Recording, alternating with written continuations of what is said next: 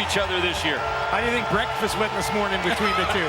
What's that like? And who are mom and dad cheering for, I think, is going to be the question as the season goes on. I think it's got each of them has to wear one shirt. That's probably what we're looking at as Josh Huff gets ready.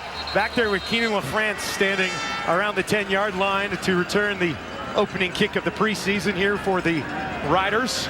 And you know, the smoke is gone. And you see the hold here. The wind has picked up here, which we needed to clear the smoke out. And it's good enough now to go, and a kick that's going to fall into the arms here of Huff at about the 16.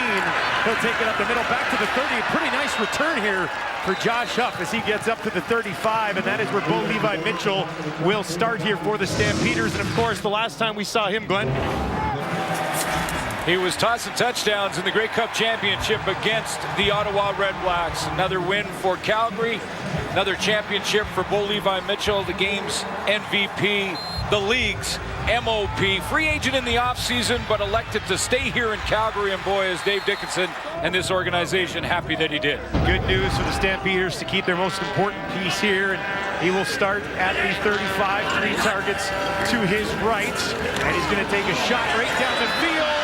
And that one complete inside the 35 as he wasted no time going to Reggie Begelton. And the Stampeders with an excellent start, picking up where they left off, I guess you could say. Well, different philosophies for both head coaches here. Dave Dickinson told me yesterday that he's going to play Bo for probably 8 to 12 plays, and if those are a good 8, then he'll come out immediately. If he thinks he needs to see it a little bit more, he'll stay in for a couple more reps, but picks up where he left off last year. Led the league in deep balls. Begelton, last year 7 games, did have 1 touchdown, a 29-yard catch there. Now Mitchell strikes again, and it's Begelton again. And this time he'll take it down to about the 10. So back-to-back catches here for Begelton. That one, a 26-yard pickup. He sees the field so well. I mean, that's why Bo Levi Mitchell has put together the win-loss record that he has. He just simply wins football games, wins championships, and two Grey Cup rings. He looks like he's just picked up right where he left off. 2 plays, and just like that, the Stampeders here are knocking on the door early against this Riders defense. This time they'll hand it off on a little bit of a swing, and up and over, and eventually taken down there was Markeith Ambles. Play with the starting unit. There's the 5,000+ yards for Bo Levi Mitchell in the regular season last year, 35 touchdowns. I mentioned also that he led the league by all quarterbacks in that deep ball, the 30+ throw. He was over 40 in that department, so Bo Levi Mitchell loves to sling it deep. 35 touchdowns, his career high there as well. So an excellent season for Bo Levi. He sits here in the shotgun, 3 targets to his right here on the wide side of the field. He's going to look that way to the end zone, and that one is up and over the outstretched arms of Richard Sindani. It looked like the receiver just bent in a little bit there, and Mitchell wanted him to stay straight down the seam. See, they're in the bunch formation here. It's going to be the deep route. I'm not sure if it was Breskison or, yeah, I think it was Breskison at the back of the end zone. Just bent in a little bit at the end, at the top of that route, and Mitchell missed him, but maybe one more series for Bo. Eddie Paredes out here to give Calgary the lead. No problem there. So the Stampeders march the field early, have a 3-0 lead in the first over the Riders. Riders trailing 3-0 and watching on the sidelines. Zach Collaros, we won't see him tonight. Yeah, different philosophy for Craig Dickinson. Dave Dickinson said he wanted to play Bo at least a series, maybe 2, but for Craig Dickinson, it's Zach Collaros, and he's going to not dress for this one. Will get his reps in the next game. Undisputed starter for the Saskatchewan Roughriders. I know a lot of their fan base would like to have seen more offense from the Riders last year, who, remember, won 12 games. Zach Collaros won 10 of his starts. Deep kick, it's caught at the goal line and will be brought back up to the 20. And taken down there. On the return, James Butler, who also battling for a running back spot, battling for a quarterback position right now, Cody Fajardo. Yeah, I think this is going to be interesting to watch tonight. Cody Fajardo and David Watford are the 2 front runners for that backup spot behind Zach. And if you think about Zach's history, although he's in great shape this year, Dickinson told us, and looked real good in training camp, that they've got to figure out who's going to be number 2, and that's going to be evaluated here tonight. Fajardo starts on his own 22. Got Butler in next to him. Takes the handoff, rolls to his right, connects on a pass up to about the 25. But Fajardo completion there on his first pass attempt of the football game. Yeah, looked pretty good. You always want to get that first one under your belt. Just nice little easy throw-off play action here. Third receiver inside is going to just take a little jab step and turn out. Ball right on the target. Doesn't have to be a big, deep throw or anything like that, like Bo Levi Mitchell just showed us. For a young quarterback, get yourself in a rhythm. Nice completion out of the gate for Fajardo. Brock McCoy on the Tennessee Tech side in February with his first catch of the preseason. Another completion, this one up to about the 32, wrapped up there quickly as Corey Watson with his first catch as a Rider. So we should see a good full quarter of Cody Fajardo. And Craig Dickinson telling us that next up will be David Watford. There he is, number 6, standing beside Zach Collaros. Watford, of course, played last year. Got a chance to get some reps in live game action. Showed that he's a tremendous athlete. Can he run the passing game and execute it properly? I think is the big question for number 6 for the Riders. But Fajardo with a couple of completions out of the gate here. Look at Watford there as there's a Calgary Stampeder down on the field getting looked at right now. We'll try to get an update when we come back as the Riders trail the Stamps 3-0. Well, earlier in the day, you could barely see the field from the broadcast booth, but things have cleared up nicely, and with maybe his first smoke update ever, let's send it down to Jermaine Franklin. Yeah, thanks, Dustin. As you mentioned earlier in the day, throughout most of the day, the city of Calgary was absolutely blanketed in smoke. It's pretty incredible when you think about the air quality. It was poor. It was above 10, which meant that it was very high risk, which put this preseason game in jeopardy. Now, knowing how quickly the weather can change here in the prairies, the Stamps, along with the league, stayed in close contact with Environment Canada, and sure enough, the wind picked up, took most of the smoke with it, and if you see a picture now, just a couple hours before game time, it completely cleared up, and of course, it made it safe enough for these guys to play the game. Now, it should be mentioned that the decision wasn't made by the league alone. The CFLPA was involved. Rob Maber is a player up with the Stampeders. He was in contact with not only the Stamps, but the league, as well as Environment Canada, and that's why we have a ball game tonight. Thank you very much. It was nice how everybody came together quickly. We were listening to one of the conference calls. They had to all come together and agree on something very quickly, but we've got a game on our hands here and a big opportunity for a lot of guys like Fajardo who need to prove something in this game plan. Yeah, all about evaluation. And yeah, that, you know, the smoke alert and the quality of the air important for the safety of the players. That's why the Players Association got involved, but also the safety of the fans in the stands. So it's all clear and we're good to go. They were tailgating 2 hours before the game, so they're good to go. Fajardo with a completion on the far side of the field, and that one's going to be close to a first down. And a catch. Looked like he got it into the hands of Brock McCoy. And you may have noticed in that last shot, 2 female officials, one over on the sideline there. That ball popped out, but did he have possession long enough? The ruling on the field is a catch, fumble out of bounds, first down. Brandon Smith in coverage. Made the play defensively, but they're going to rule it a catch, and it is enough for the first down. More on our female officials here tonight as the show goes on, but making a little history. And these guys trying to make history for themselves because they've got to try and make a football team in the next 2 games. See the challenge flag thrown here. We got one good look at it. You like this challenge? Well, new rule. Calgary's challenging the ruling on the play. The play will be reviewed. New rule this year, or an adjustment to the old rule when it comes to coaches' challenges, is they get a second one now. You remember last year, just one challenge, and whether they won or lost, that was it for coaches. This year, they get a second challenge. If they win the first, they'll get the second. So Dave Dickinson wants another look at that out route and whether or not possession was gained before the ball came out of there. That's the 12-year veteran Brandon Smith punching it free. Boy, Dave Dickinson has a lot of work to do to rebuild this Calgary defense. They were hit hard this offseason and basically gutted. Major all-stars leaving to the NFL or in free agency. Considering the dominance that we've seen from the Stampeders here for, let's just say, the last 5 years, going to 4 Grey Cups and winning 2 of them.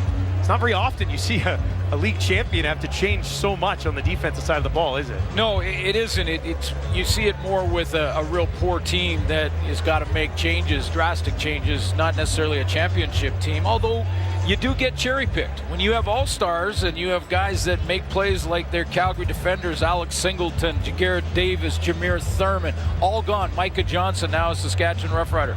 So they've got some rebuilding to do. Brandon Smith is the senior in that group. He's 12-year veteran, and he's going to have to bring them together. But my conversation with Dave yesterday was interesting. He said, I don't think in my time in Calgary, and that's over 10 years now, I've ever seen this much turnover in personnel on one side of the ball.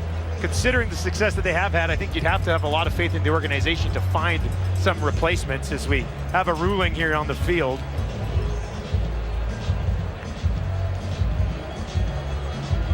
Dave doesn't like it. Doesn't look like it, does it? After review, the ruling on the field stands. The ball will be placed at the 42.5-yard line. First down. You know, you asked if I liked the challenge, Yeah. and I did, because it was right at the first down marker, and he's getting the ball back for a second offensive series if he wins the challenge. It'll be third down, half a yard short. So they're right at the marker. They're half a yard to go. Saskatchewan will stay on the field and go on this third down.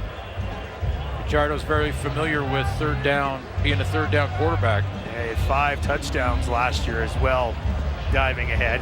As Craig takes a look at this. It was funny, you saw Dave chatting with the official, and one of the things Craig said yesterday was if he's going to do anything unlike Dave, he's going to try to stay off of the officials, take a little bit of a shot at his brother. I thought that was a good answer to that question.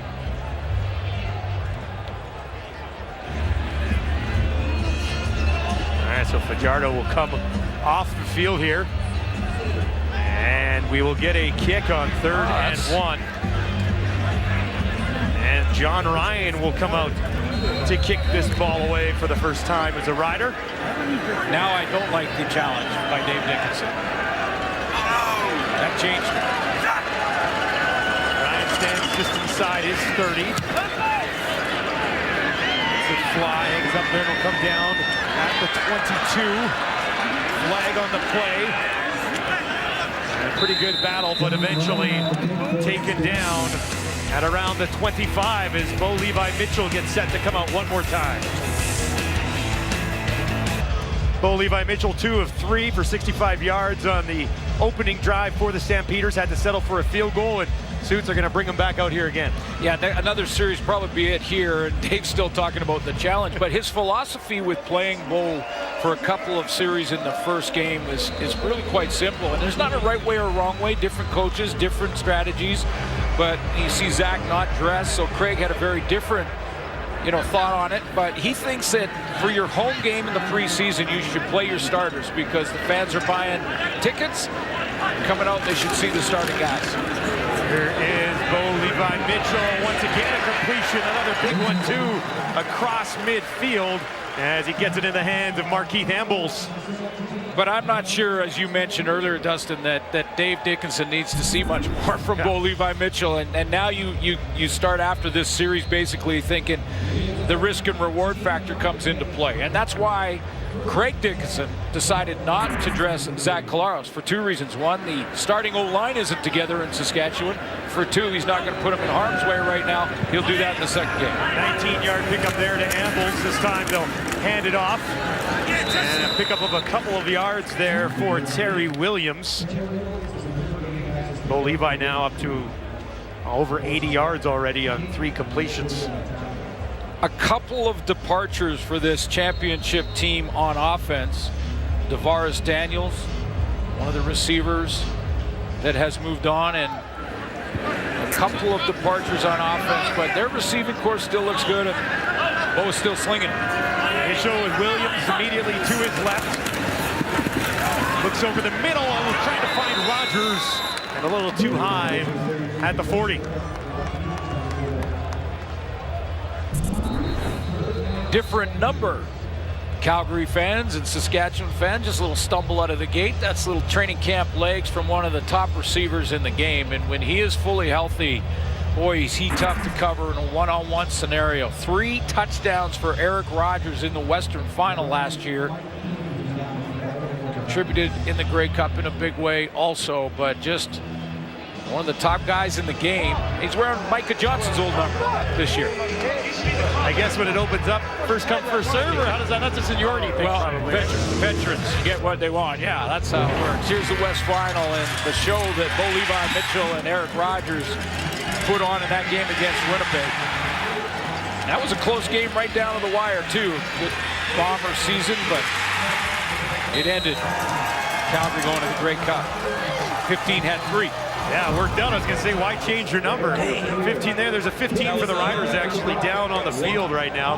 Mike Edam, he's getting looked at here on one knee, and now he'll get up and walk off under his own power.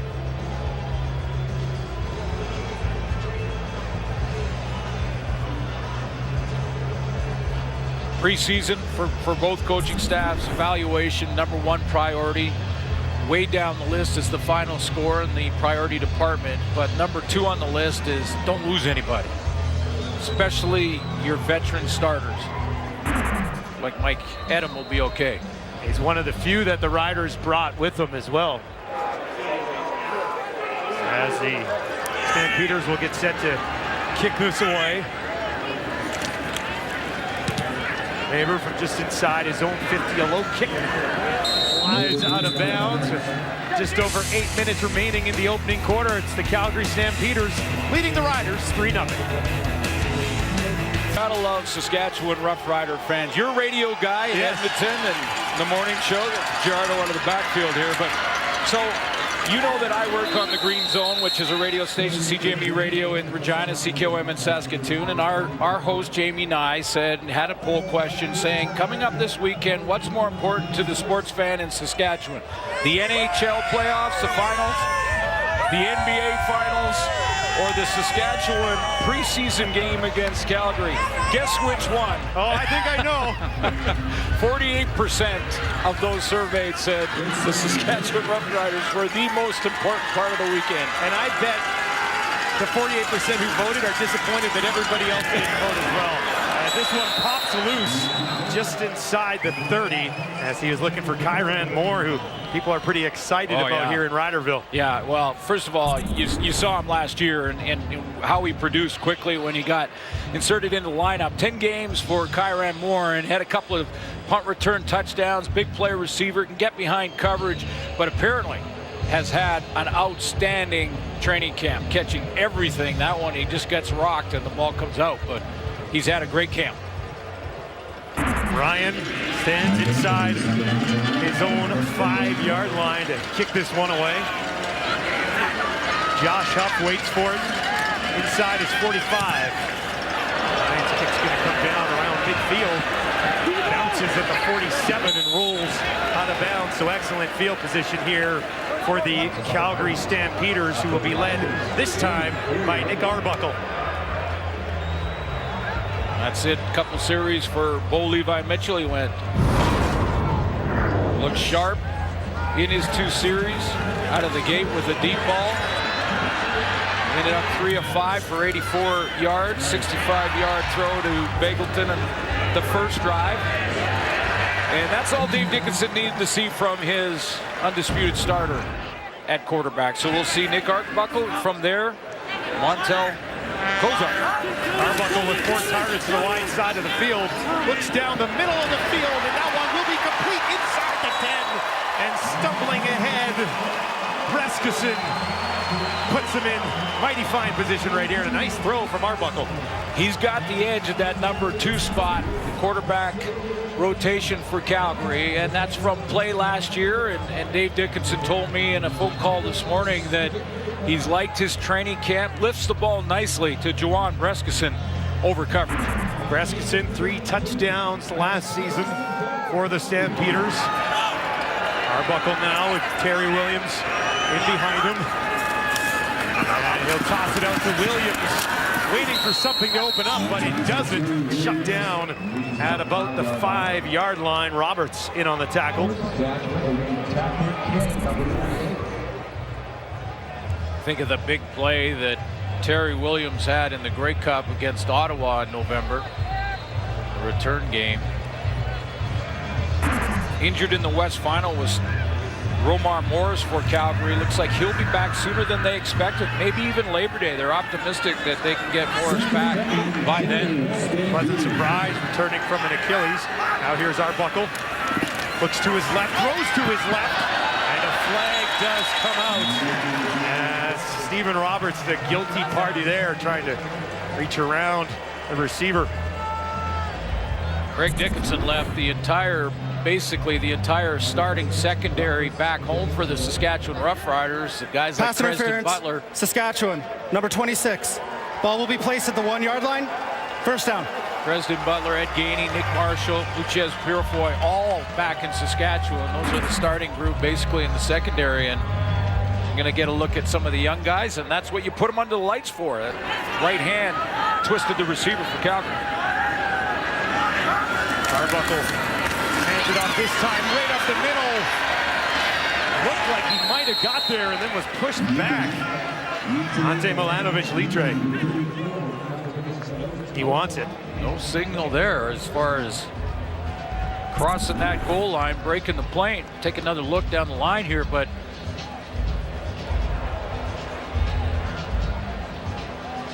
yeah, ball was kind of just back in his torso there, wasn't it? yeah, the ball has to cross the plane, not necessarily the player. You could be, as a player, inside the end zone with the ball on the outside and it's not a touchdown. Turn them away. Arbuckle, will he keep it this time? No, back to return again. A couple of flags at the time of the snap. Good job here by the Riders defense. Really was. Mac Henry in the middle of that defense, guy returning to the defensive line. Is Gerald Rivers involved there? Was that? Looks like there are 2 or 3 Saskatchewan Roughrider feet over that into that neutral Offside, zone. Saskatchewan, number 26. First down. That was Roberts again, who took the penalty earlier here on this possession. So Calgary will get a fresh set of downs and try to punch this thing in. They lead 3-0. Arbuckle this time on the quarterback keeper, and he's in. Touchdown, Stampeders. And a nice drive here for Nick Arbuckle. Now what's happening? Flag comes flying out of a pile. Looks like things got nasty there for a second. Yeah, that can happen. Preseason, right? That can happen down there in the trenches. And Arbuckle had 5 touchdowns last year for the Stampeders. Familiar with that spot.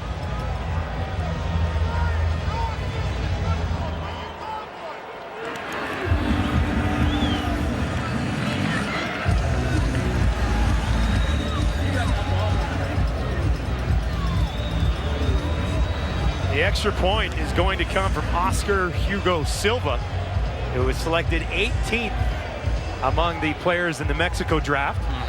So we'll get our first taste of the global factor here on TSN.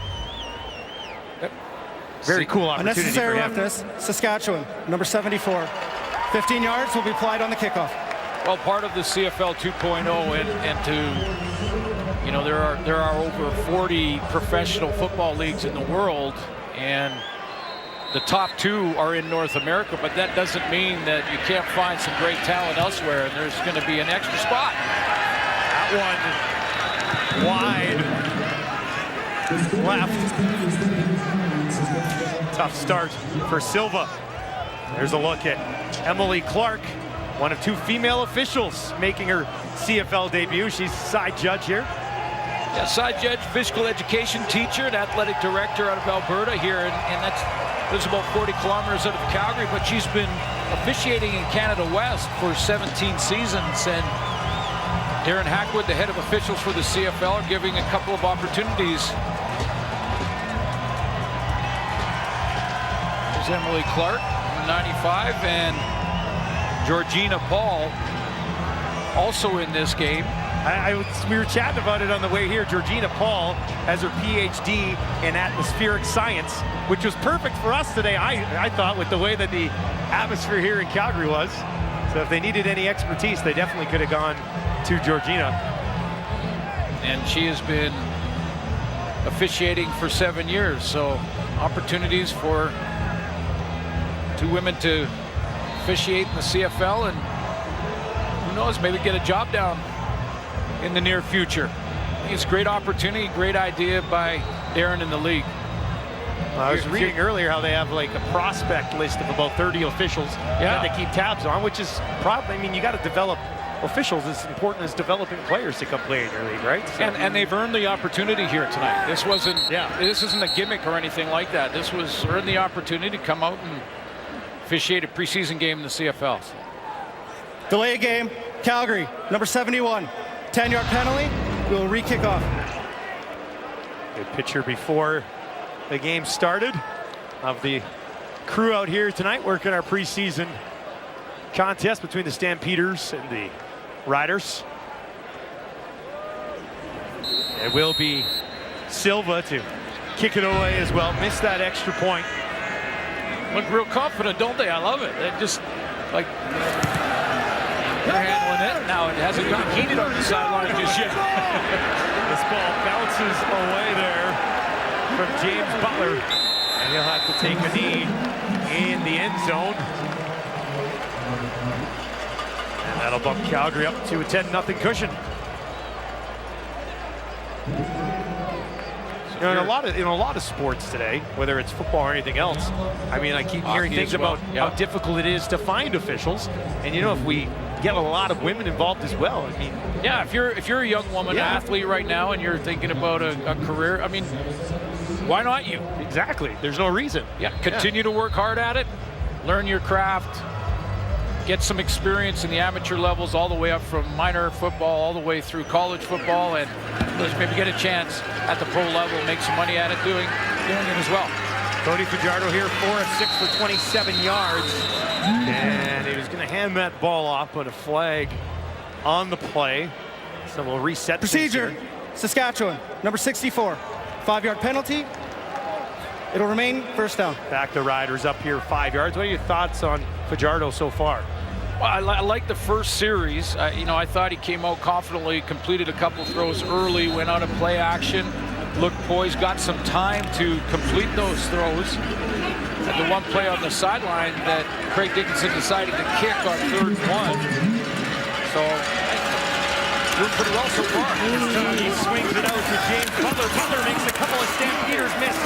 Gets 10 yards on the play, including the 5 back they lost on the penalty. And it'll be 2nd and 5-ish situation here. Nice effort there from Butler, who's battling for a job on this Riders team. Yeah, this is an interesting sort of battle as well, as you mentioned, Dustin, because they're looking for a starting tailback. No more Cameron Marshall in Saskatchewan, and get a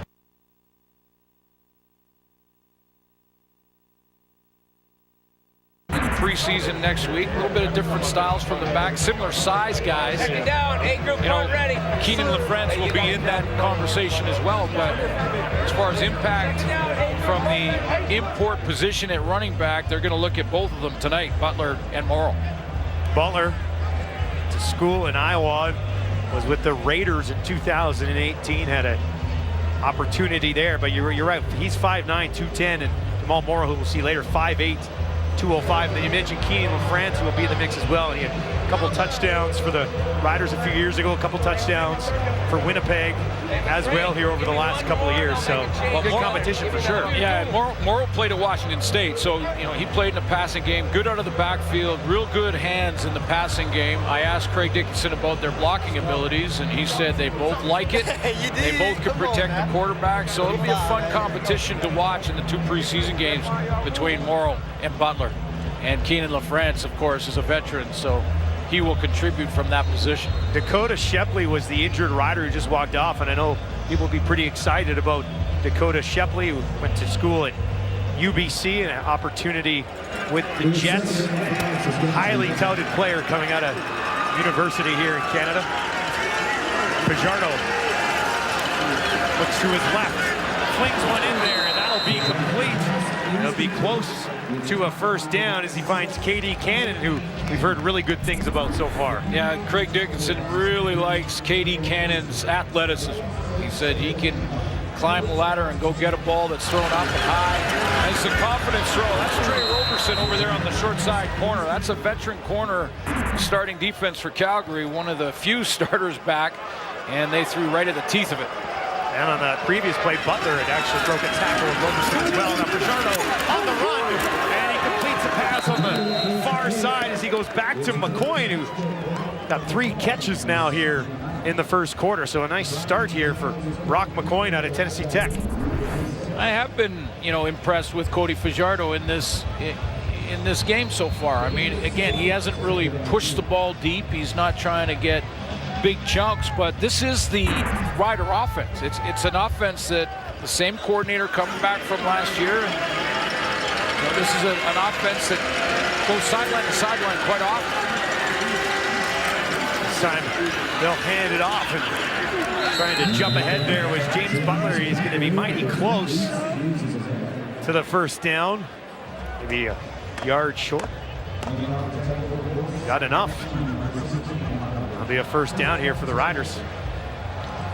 Stephen McAdoo is that coordinator I mentioned, and he is back with the team. So while they'll always make adjustments and the offense and defenses will evolve from year to year, it's similar philosophy. Now remember, this was a Rider offense that was second in the league in rushing behind Winnipeg. Fajardo makes the handoff. He'll keep it on the read. He's going to push ahead. Excellent effort there from Cody Fajardo. As he didn't have a ton of room there, but managed to make some room for himself. Pick up a 5. He was probably the best quarterback in the mock game, in the inter-squad game that they played. And I went back and looked at University of Nevada. He threw for over 13,000 yards. I mean, he put the ball up at college. Took a big pop at the end there from Roberson. Fajardo, the time rolling down here in the corner. Going to keep it right up the middle. He's got the first down and some more for Fajardo as he'll step out of bounds at the 37. And Cody Fajardo starting to feel it a little bit here, Glenn. Yeah, getting that rhythm, couple first downs, and as the quarter comes to the end, that'll be really what stops his momentum if it does. But gets himself in manageable situations. Gets the first down here, but he's been in second and medium, second and short. Best drive of the game here for the Riders. The final play of the opening quarter as Collaros looks on here at maybe his possible backup, Cody Fajardo. Low snap, picks it up, has some time. Now he's going to be forced up the middle again. He's going to keep it again, and this time he'll be tracked down from behind by Ivan McLennan. Riders offense moving the ball for the first time today, and they need to on a beautiful night in Calgary. They trail the defending Grey Cup champ Stampeders 10-0.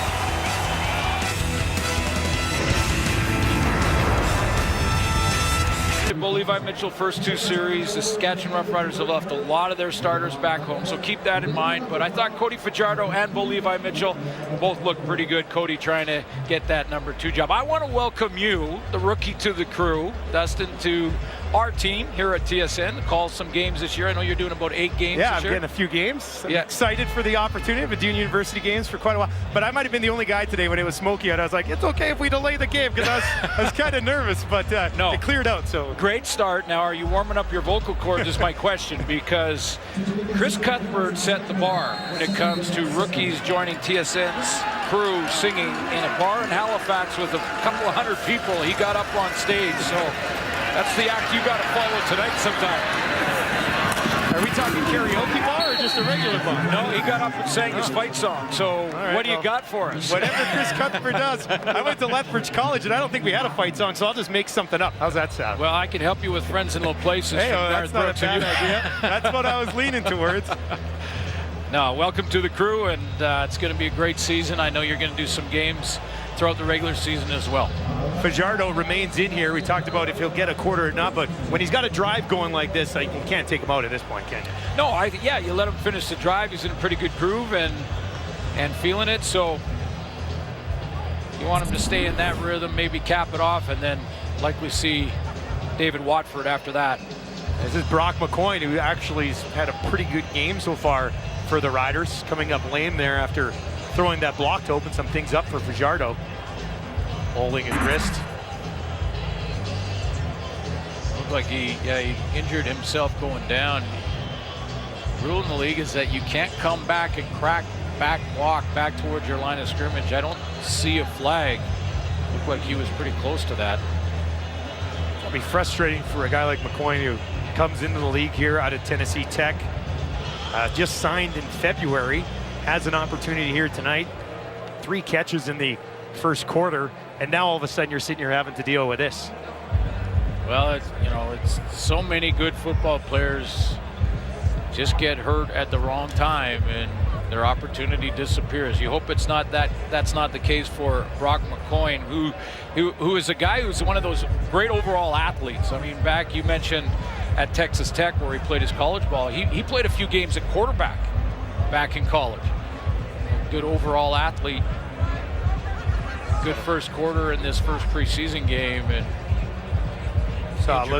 look there at Craig Dickinson on the sideline, and we had a chance to chat with him yesterday. And one of the things he was asked when he was doing a media scrum before we chatted with him was about going from the special teams coordinator to the head coaching position. And I thought he actually had a pretty good answer, talking about how with special teams coordinator, you're pretty much dealing with everybody anyway, as opposed to being, an OC or a DC. And I think that's going to help him in the transition. He seemed to feel more comfortable about it. Well, he's the only positional coach, the special teams coach, is the only positional coach that addresses the entire team.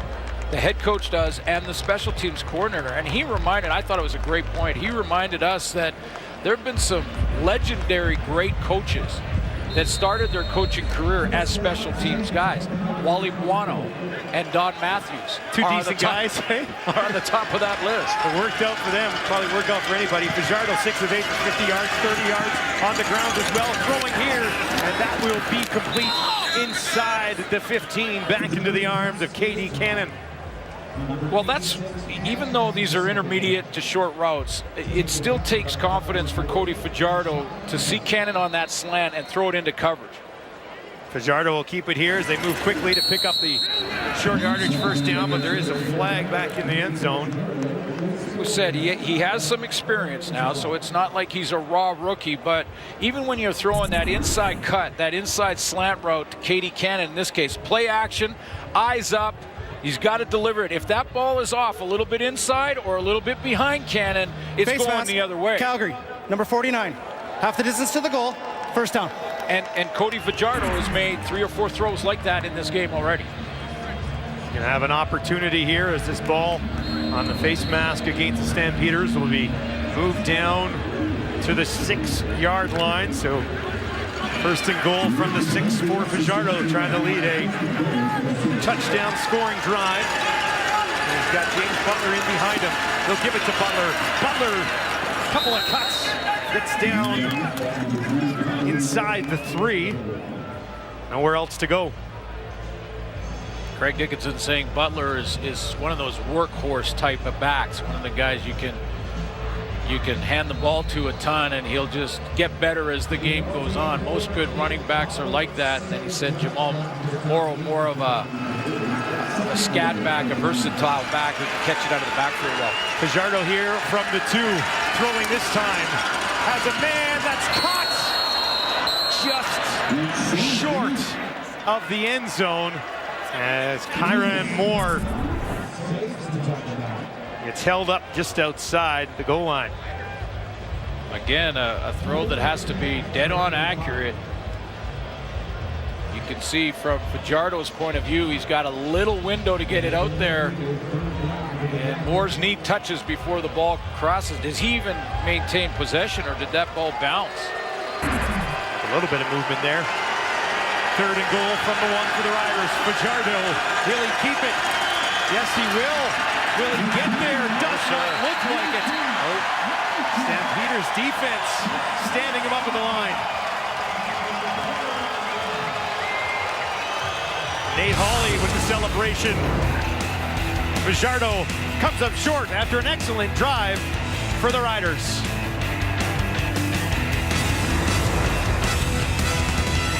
Phil. There's going to be a hit from the outside to the left of your screen from Royce Mechie, the safety on the play. He gets first contact. I think you're right, Dustin. There was Nate Hawley from the inside out, safety from the outside in. I mentioned some of the departures for Calgary on defense. Adam Berger's another one that they had penciled in as the starting safety this year, and he retired. So they're looking for a guy to step up at the safety position. Stampeders get the ball back, but they are backed up here. Arbuckle. Three receivers to his right. Makes the handoff, keeps it. That ball deflected, but still caught. Excellent effort there from Josh Huff, who was in the AAF earlier this year. And wasn't there long. Well played. Little play action, and that was tipped across the middle, but nice concentration by Josh Huff, former third-round pick for the Eagles. Comes up with a nice catch after the tip. Big pickup there of 26 for Arbuckle with a little bit of help. Now far side, that's complete. Back to Huff, puts on the brakes. And the Riders close on him quickly. And he'll be about 3 or 4 yards short here of a first down. Josh Huff played at Oregon. It's college ball, so again, a team that likes to throw the football, had over 2,000 yards in his college career before being drafted in the NFL, and now has a chance to maybe fill a hole left by Chris Matthews in the starting lineup for Calgary. Was around the NFL from 2014 to 2018 and signed with Calgary earlier this month. Good first impression here. Arbuckle, empty backfield. That pass a little high, but it's hauled in. Nice job there getting his hands on that one for Ladarius Galloway.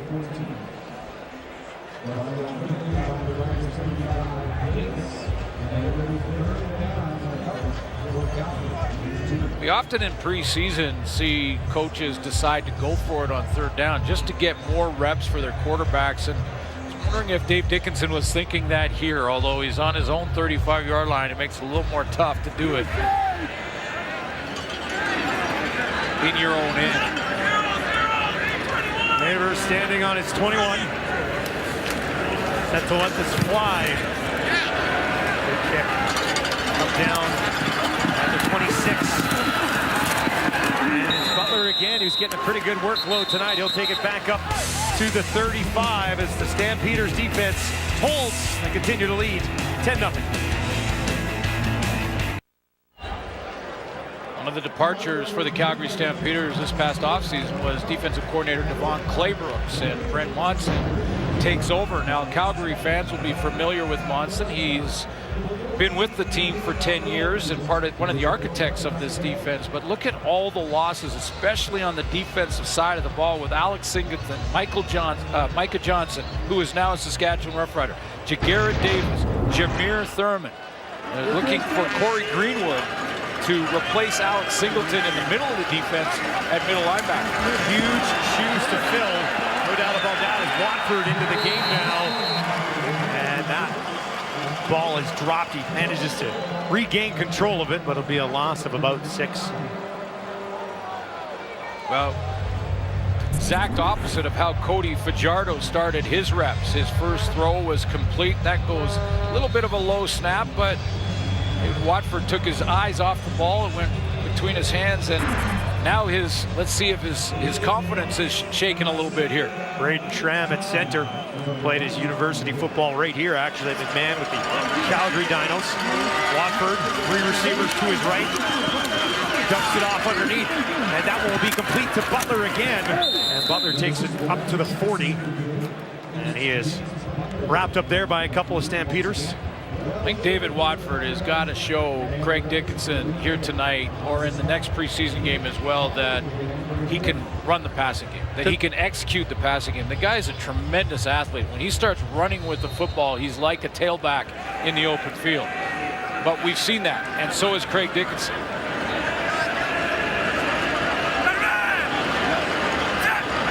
Ryan set to kick this away. His own 30 when he lets it fly.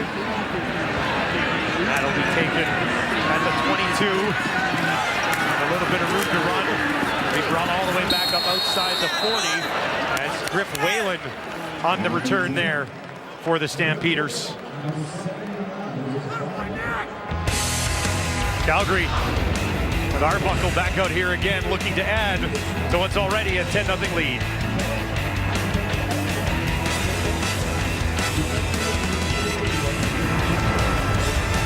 Nick Arbuckle 4 of 5 for 72 yards and dove in for a touchdown for more on the backup quarterback. Let's send it down to Jermaine.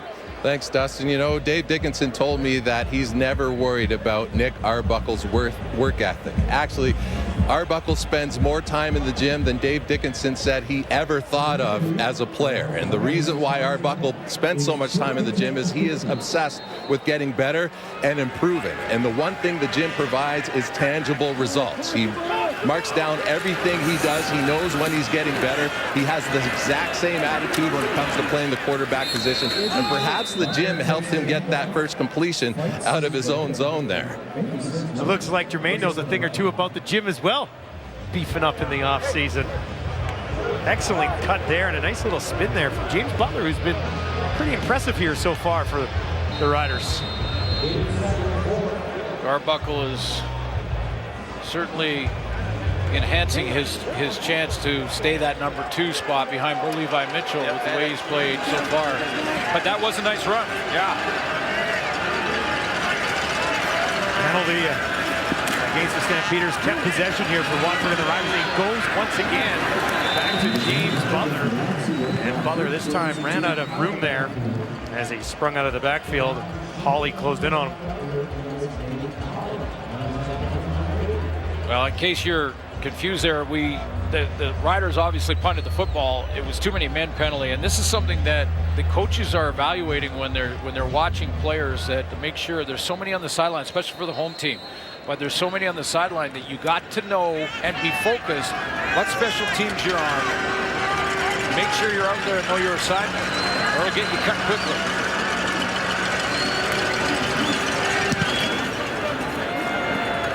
Kicks this away. This will come down at the 5 to Galloway.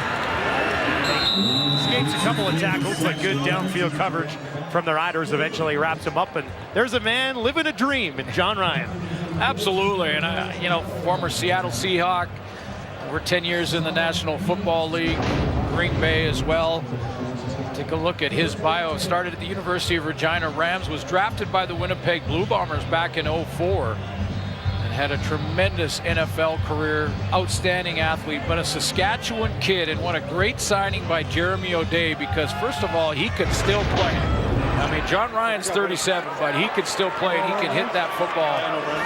And to have a local kid with a Super Bowl ring back on the team, you know what he said in the press conference?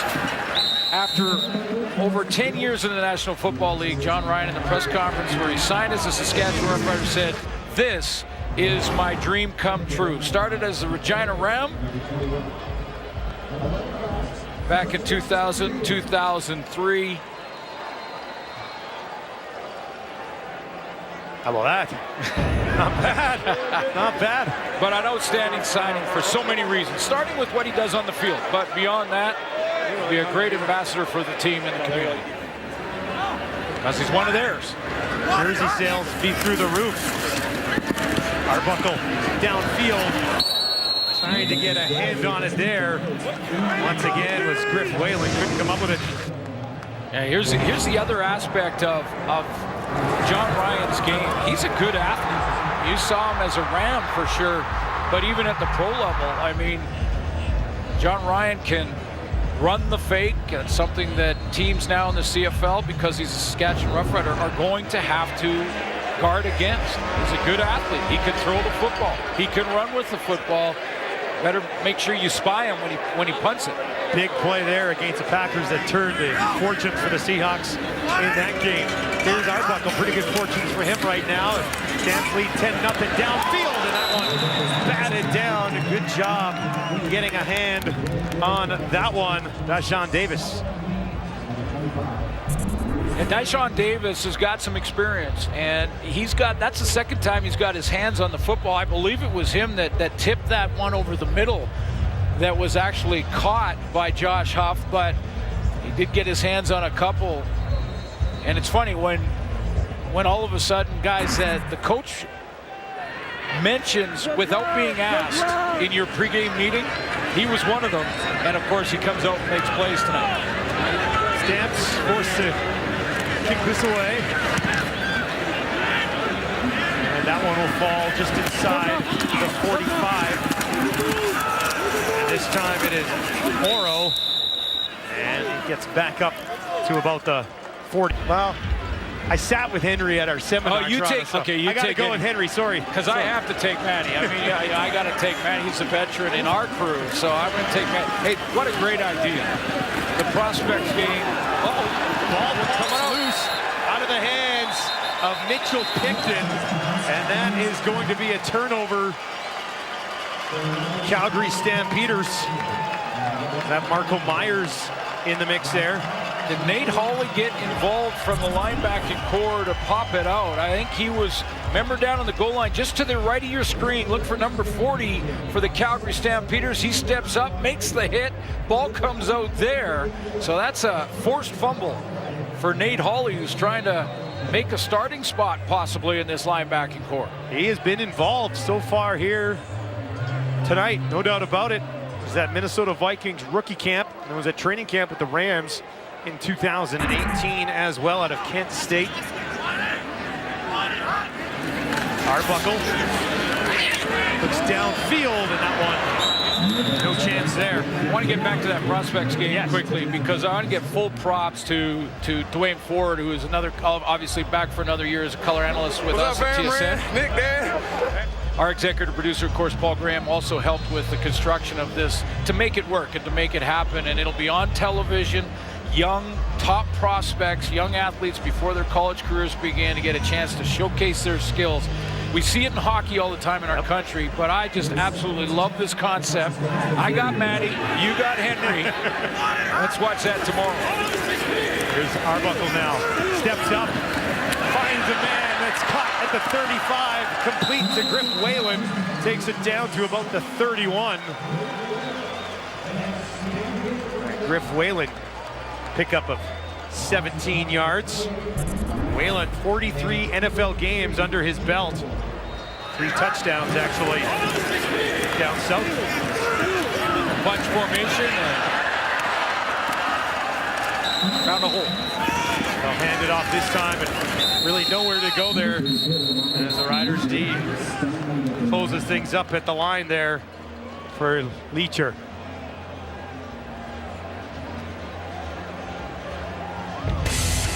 Calgary Stampeders looking to add to their 10-0 lead here in the second quarter.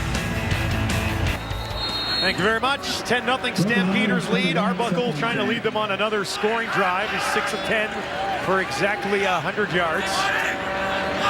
Whalen will kind of roll back into his left here. Now Arbuckle thought about going down the middle of the field. Good decision as he finds Leacher on the far side. Nice decision making. We were talking about it when we were off air there. You like some of the decisions the young guy's making. Yeah, Nick Arbuckle, when he breaks contain or breaks the pocket, is doing it with his eyes up. Often young quarterbacks in preseason games will try and take off and run, and as soon as they see a seam, they get their head down, and they're just looking for as many yards as they can get running the football. But Arbuckle in those back-to-back plays scrambled a little bit, adjust his throwing lane, and found receivers downfield. Bo Levi watching on as Arbuckle steps in here, 1st and 10 from the 18. Rolls to his right again, and threw that one out of harm's way as it didn't look like he saw anything that he liked, with a little bit of pressure coming his way. Absolutely, and that goes as a plus in the evaluation process. That's a check mark. That's a check mark and a plus for you. Basically, the player on every play, and every player will be evaluated after every single play by the coaching staff. So the quarterback will get a plus, a minus, or an even, and that would be a plus. Even though it was an incomplete throw, it was the right decision based on the coverage and what they saw downfield. Calgary, 4 of 8 here on 2nd down conversions. Arbuckle trying to pick up a 1st down here. A little bit of time this time. Looks to the end zone, has a man! Touchdown! Griff Whalen! And the Stampeders extend their lead as Arbuckle finds his man in the end zone.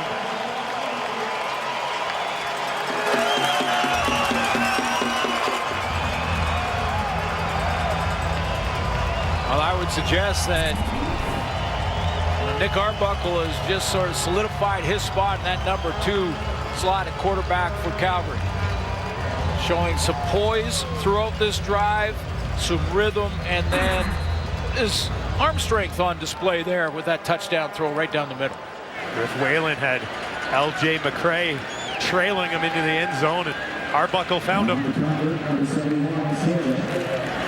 Oscar Silva, second crack at an extra point, and he's got it this time.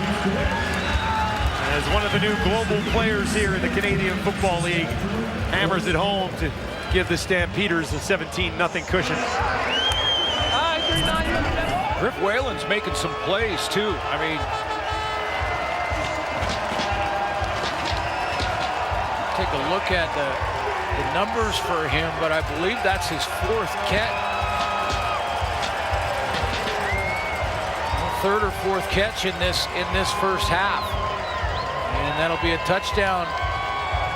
His efforts to try and make this football team the starting lineup. Also returned to punt for them, the one that went back on a penalty, but returned to punt as well. So he's kind of been really heavily involved here in the second quarter of this game. And nice debut here for Griff Whalen. You mentioned his NFL experience. Yeah, over 40 games, 43 games play. That's a good chunk of change down there.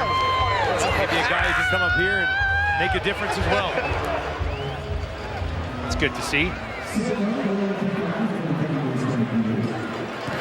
Happy with his performance so far as the ball kicked off down to just inside the 20. And it'll be brought back there, I believe, by Morrow, and he'll take it up outside his own 30, and that's where the Riders offense, still looking to strike for the first time, will go to work with 2:16 remaining here in the first half. Yeah, and David Watford, just to be quite frank, has not looked very good in his opportunities here. He's fumbled the opening snap, a little bit of a low snap, but he should have contained it and maybe even thrown it away if he had to, but has struggled a little bit in this first half. Not really a lot of time to evaluate these guys, so you got to make the most of your opportunity. Absolutely. Got to be right now.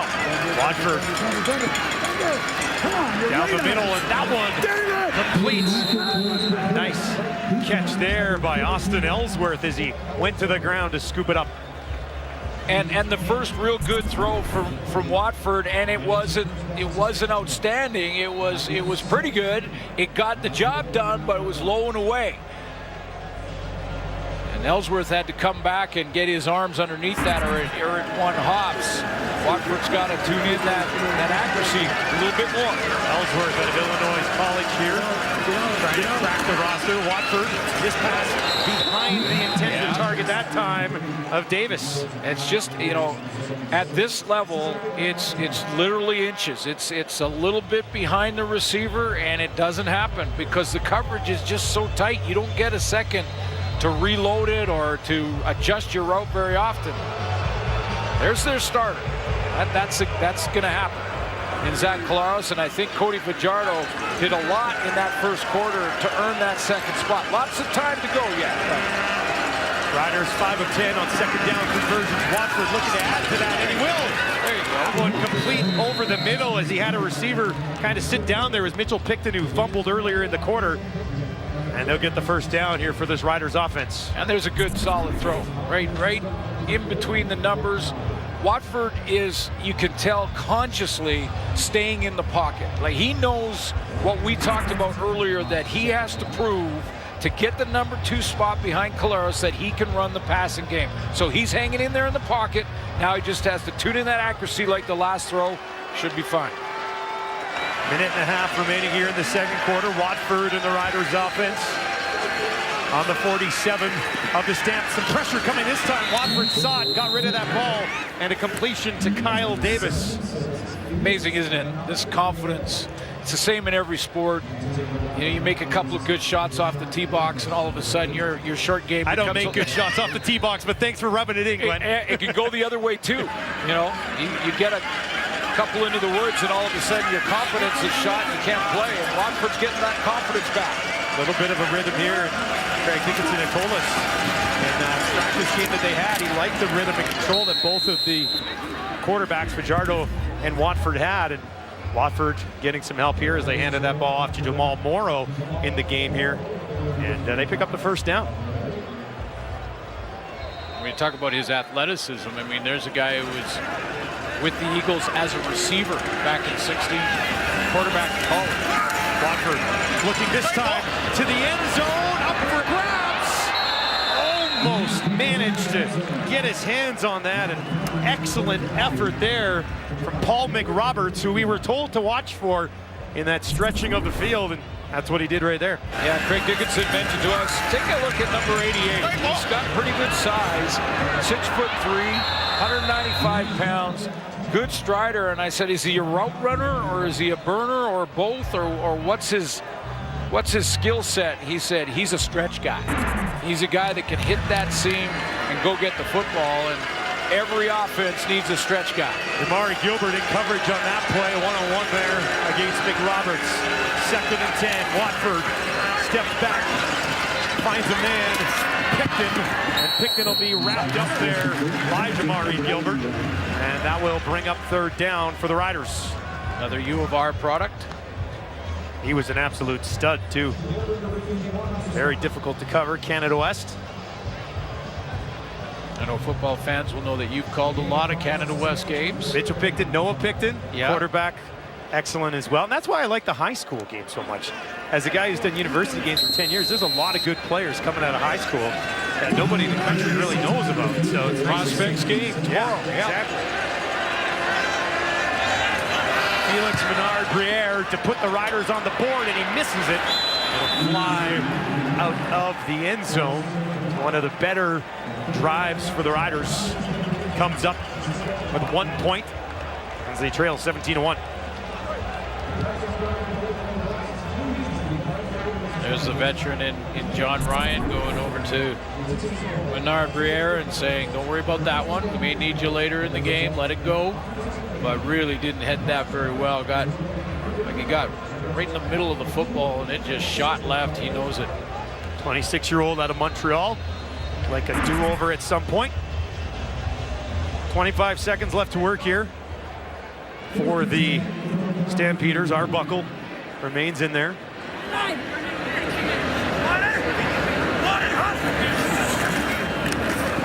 hand the ball off. Right up the gut. Petrie takes it just outside 40. And some fans might say, you know, if you're evaluating quarterbacks, you're evaluating receivers, why are you running the ball in the preseason? But, you know, you also have to evaluate offensive linemen. You have to evaluate your tailbacks and their vision and what they see and how they run the ball in the second effort. It's not a lot of time, right, to evaluate everybody. It's so many guys dressed. Some jobs open up front, too, on that O-line for Calgary. Arbuckle again. Nature takes it down for the first down. Working his way up towards the 50. Bartlett and McCray in there to wrap him up. Excellent flow to end the half as the Stampeders, defending Grey Cup champions, picking up where they left off. 17-1, the lead over the Riders here as we kick off our coverage on TSN.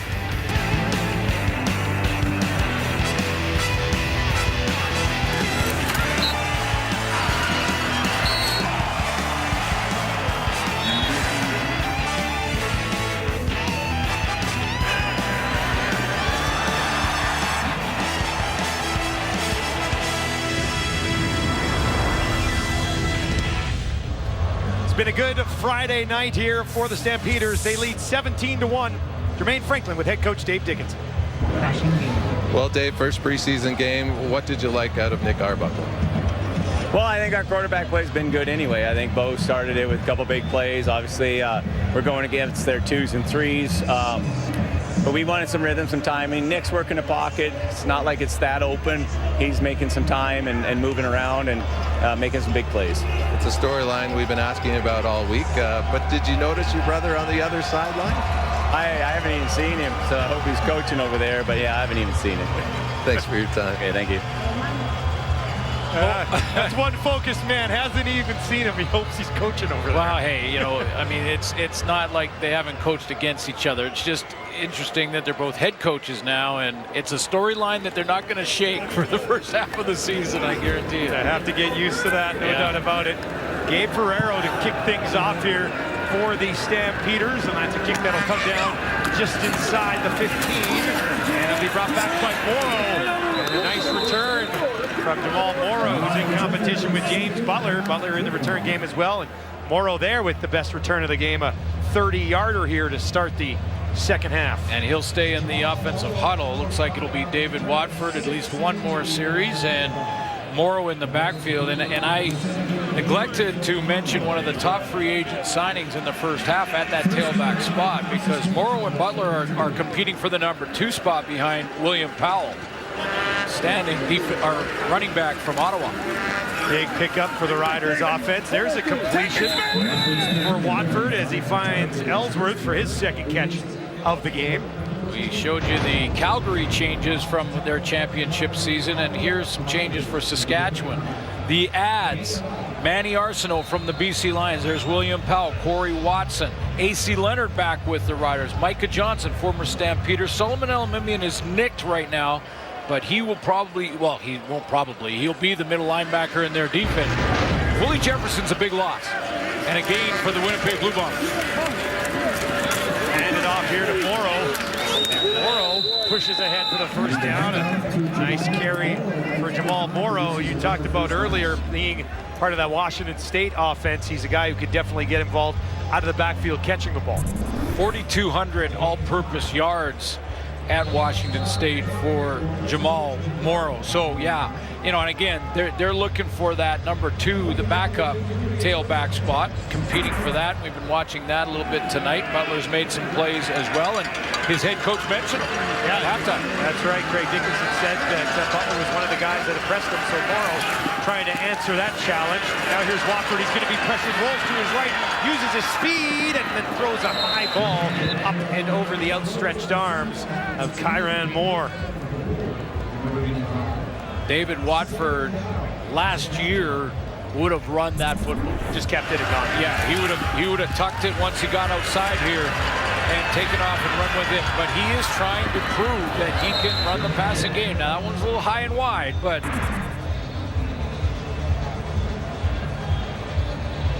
and Craig Dickinson, by the way, did say we should see Isaac Parker tonight and Ty Ganji. 2 more guys to get to. Watford getting a little bit of an extra look here to start the third quarter, and he wants a timeout. Didn't like what he saw with 2nd and 10 here on the Calgary 53. Timeout, Saskatchewan. But I'll tell you, that signing of William Powell, and he's back in Saskatchewan watching this one on television, and the combination of a healthy Zach Collaros. Craig Dickinson's looking for the number 2 job.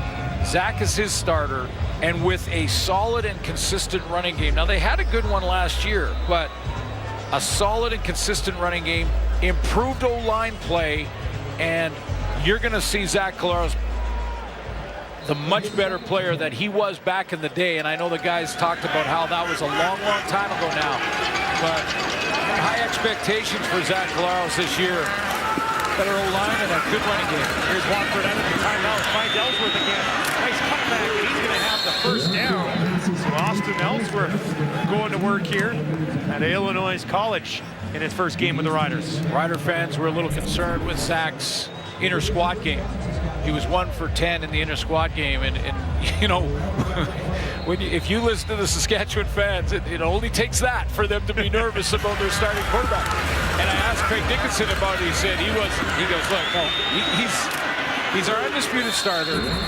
And this past week, he completed over 80% of his passes in practice. He's fine. Looks good, in shape, lost a little weight. Zach's ready. So you say don't press the panic button. Not yet. If you're a Riders fan watching. Here's a deep toss, and that one's going to be intercepted inside the end zone. Excellent play there by Gump Hayes as Watford went for all of it. Didn't get any of it as Hayes stepped in there in that one-on-one coverage. And the Calgary Stampeders defense continues to make plays. Gump Hayes with the interception. Hayes with the interception. Coaches want to put the spotlight on players and see what they do when the game lights are on them. This is excellent coverage in a one-on-one situation. Hayes has complete control of Kyran Moore and now has as much right to the football in the air as the receiver, and he comes up with a nice interception. You like Watford's decision to throw that ball? Not really. Not just because of how it turned out. Just the decision itself. Because you can't cover any better in a one-on-one, and Hayes was step for step with Moore. Watford getting a look at it there. Hayes, and look at the turnovers in this game. Calgary looking after the ball. The Riders. Like, this is for my baby girl, dog. This is for the baby girl. I tell you, he goes into the all-name team too. You got Gump Hayes. I'm liking that. You keep track of that? We got it. Suits all-name team. All-name team. Montel Cozart is in the game at quarterback right now for the Calgary Stampeders. Ladarius Galloway standing to his left now. Players out to the left. Cozart tried to get the ball into the hands there of Hergy Mayala. He could not hang on to it. That'll be a quick 2-and-out there for the Stamps offense. Cozart getting a chance to get some reps here. Can't throw it any better. Was the right read on that crossing route. Mayala drafted 8th overall out of UConn. Dave Dickinson mentioned him and that he's had a good camp. Again, put the spotlight on him. Oscar Silva with the punt in for Faber. Is that one scooped up at the 40 by Morrow, but he had nowhere to go. Stampeders defense doing the job.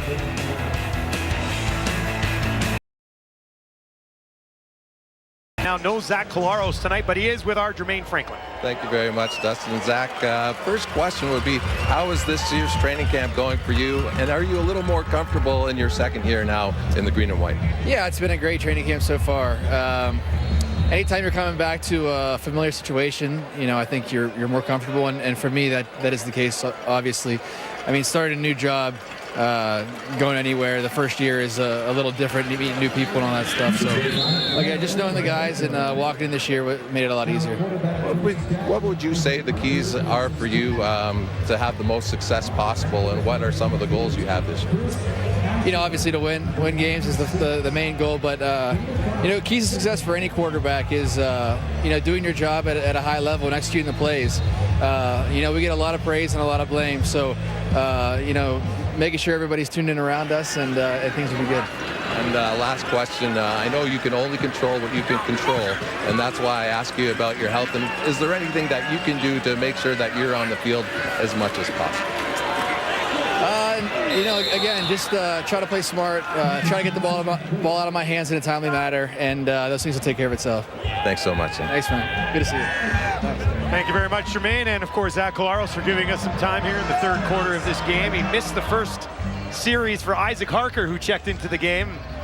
Wow. We have a 2-and-out, but we'll get another look at Harker there, who went to the Colorado School of Mines. Yeah. If you've never heard of it, you're like us. Yeah, and you got to be real smart to get in. Very smart to get in. Yes. Punt from the 40. This one out of bounds inside the 15. No ball to return there for the Stampeders. How does MasterChef Canada cut the top 5 down to 3? Well, with back-to-back episodes. MasterChef Canada is Special Time Monday at 8 o'clock, 9 o'clock Mountain only on CTV, and then stream anytime. I hope the PVR is set up for back-to-backs. I'm a horrible chef, so I like watching people do it on TV. I love it. I do the Ramsey dinners all the time. Yeah. I love it. Hey, didn't you think that Zach looks good? I mean, physically he looks good. Craig Dickinson was saying that Claris lost about 7-10 pounds somewhere in there, and he looks strong. No concussion issues at all. He's good to go. Cozart's going to take a shot here to start this drive, but that one over the head and out of the reach of Daniel Braverman. Cozart brought in here last year as a third-string guy, 23-year-old out of Boise State. Came in partway through the year, I believe. Academic All Big 12 a couple years back. But getting off to the same sort of start that David Watford did for Saskatchewan a little bit. Just not running the offense, just trying to make a big play happen. There you go. That's his first completion, and it's to Galloway. And Ladarius Galloway is going to pick up a first down on the far sideline. Galloway signed just 3 weeks ago on May 7th. Getting thrown into the fire here in the third quarter. Yep, pops out of the backfield there, and nice look down the field by Montel Cozart, and then dumps it down to his back.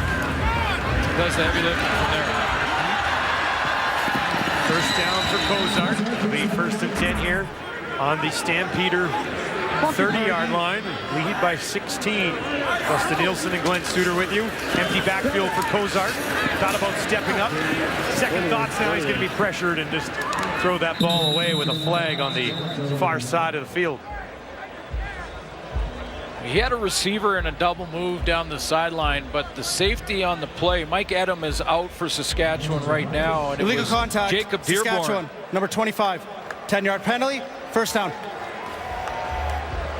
Jacob Dearborn out of Carleton, who flew over there to help out. I mean, this is the intended target, but there was a broken route down the sideline where Calgary did have an open receiver. He was out on the outside. There's the contact. You're going to see up here the double move, and you see he's open, but the safety's coming from the middle. You'll see 33, and that's why Cozart didn't throw it. Solomon Means on the penalty there. 4 games played last year with the Eskimos. Here's Cozart, pressure coming season, drops it off. Nice play there, and that is caught for a first down, and a little bit more. Stumbling down to the 45, Colton Hunchak with his first touch of the football game. Well, first of all, Montel Cozart just hanging in there, because this one took some time to develop with some pressure coming off the edge. That's the safety. You don't see that very often in preseason, the safety blitz, but Saskatchewan sent one. Cozart retreated, bought some time, and got it out to his number 1 target. Hunchak's a Calgary kid, actually. Played his college ball at York. 73rd overall in the draft. Now they'll hand it off. There's a big hole to the left side here. A lot of room to run for Galloway. And he'll take it down inside the 20. That's the biggest play on the ground for either team so far in this football game. Nice vision from Ladarius Galloway here. He's going to take this inside handoff, and look at that vision to bounce outside. There's no contain from the Saskatchewan defense. Again, Dave Dickinson mentioned it. They're playing their second and 13 guys, which is fine. But Ladarius Galloway isn't exactly a starter with CFL experience either. That's a nice run by 14. 25-yard pickup there for Galloway. Stands into the right here of Cozart. Cozart's going to look to the end zone. No. A little bit too far there. He was looking for Simon Attlee, the all-time leading rusher at Regina here, as the Stampeders look to move him to the outside. He was the guy open down the sideline, so wouldn't be surprised at all if Dave Dickinson saw that play and said, we've got something similar in the playbook. Let's go ahead and call that, see if we can get him open again. And Dearborn, the safety for Saskatchewan, he flew over again and was almost there to intercept that. 2nd and 10 from the 18 for Cozart. Put together a pretty good drive here. 6.5 to play in the third quarter. 3 targets to his right, goes to his left. And it did not look like Christian Gibbs was ready for that ball. Christian Gibbs, now they're going to have to go back, know the play, to basically take a look and evaluate the quarterback and the receiver on this play. You've got to know, first of all, what the design of it was, but it looked like a little indecision there from Gibbs. He just came out of his break unsure. Now, Dave Dickinson talking to Cozart, maybe saying that wasn't the read anyway. We were going to a different player. Gabe Ferraro with a low, hard kick after. It looked as though the snap was bobbled, but he's able to put it home for the Calgary Stampeders as they extend their lead. Oh, yeah, I think they do. Dance team getting ready for another season. Silva boots this thing away, stepping back and picking it up at the 6 is Butler. Butler's wrapped up in a hurry as downfield air, Fraser Sopik out of Western, drafted 31st overall in this past year's draft.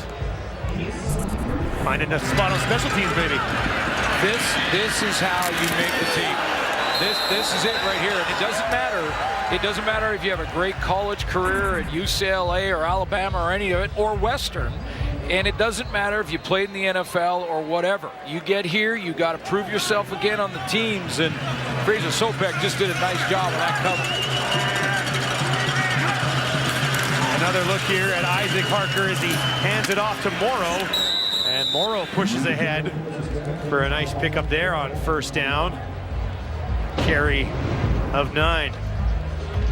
There's the draft pick right there, and 31st overall at linebacker, and again, unsolicited. I didn't ask Dave about his draft picks necessarily, Dave Dickinson, and he brought up Fraser Sopik. He said, you know, we're looking at linebackers in a big way, but they got to play on the teams. Sopik goes a long way to making the team when he makes a tackle like he just did. Here is Harker.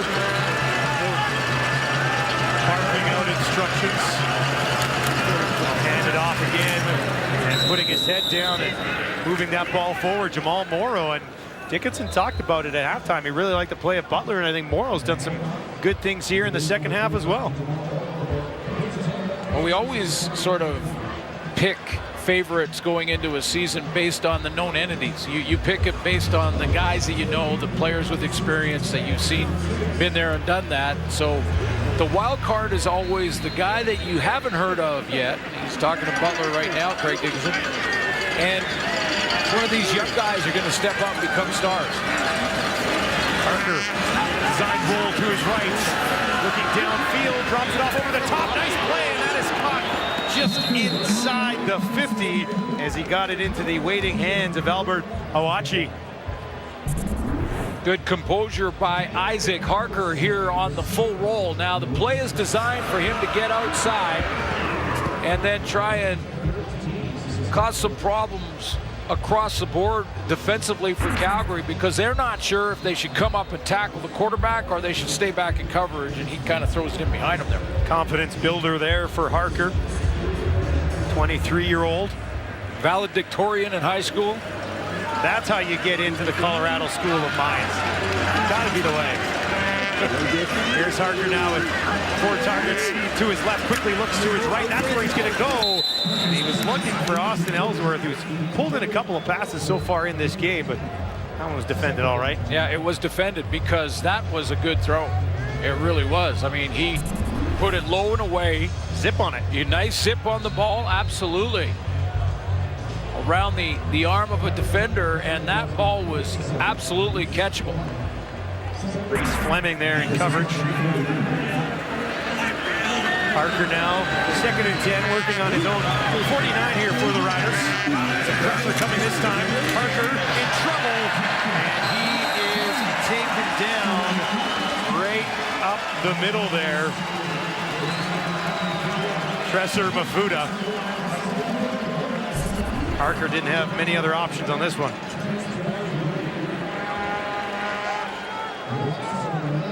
So both quarterbacks, the brothers, well, one former quarterback and now both head coaches, the brothers, tell us, no, we're going to play all cover one, which is straight basic defense. We're not going to blitz. We're not going to blitz each other in the preseason. I've seen safety blitzes. I've seen linebacker blitzes. They look greasy between, but you can never trust a sibling. They're competing. There's a nice kick from Menard Briere. Be returned here by Huff. Huff will take it up to the 32. Eventually had a leg wrapped up there as the Calgary Stampeders have this preseason tilt under control. They lead 20-1.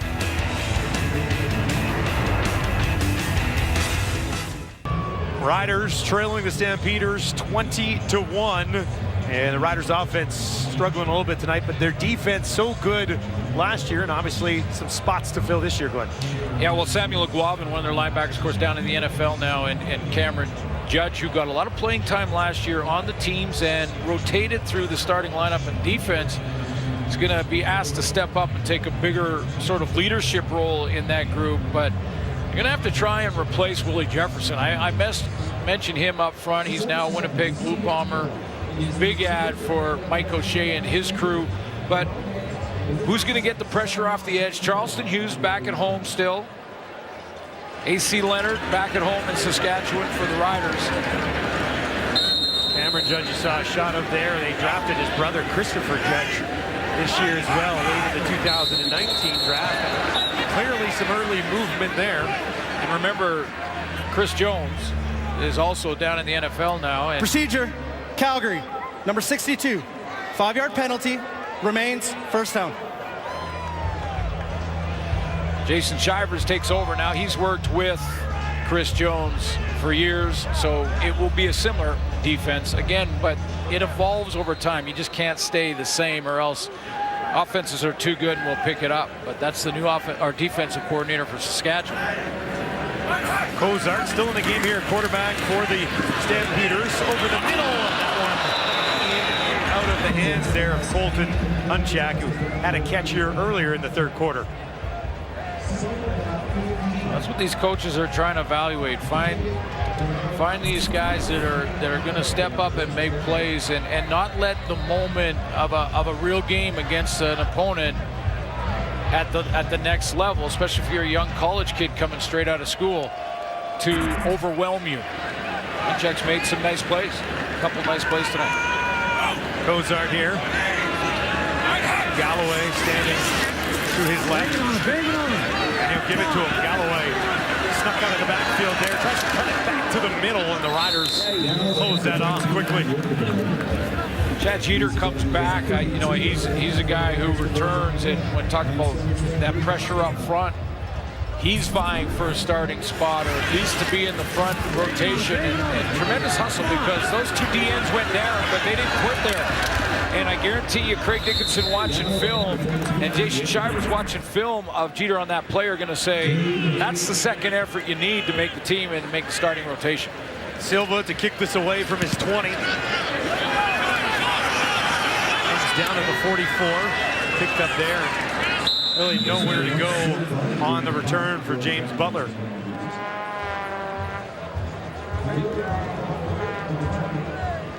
A nice confidence builder here for the Riders offense to get something going. I know it's just a preseason game, but for a lot of these guys who are trying to make a team, make one or two plays here to get the offense going, probably going to go a long way for you. Yeah, absolutely. And you want to see your quarterbacks have some success. You want to see some rhythm, and you want to have a chance to evaluate all the players, give them their best chance to make the team. But Craig Dickinson, there was a couple of eyebrows in Saskatchewan when he said, we're not playing to win the game. And everyone, what? Don't you always play to win the games? More on that. Go ahead. Luke Parker has this one off, and that is brought ahead there by Corey Watson. But it was funny because it was just the wording. Yeah. Because winning and playing to win is a given. You're not playing this sport at this level, or any sport for that matter, if you're not always trying to win. And what he was saying is that the final result, what those numbers say on that bug down there, 20-1 right now, really don't matter in this game. What matters is a chance to evaluate.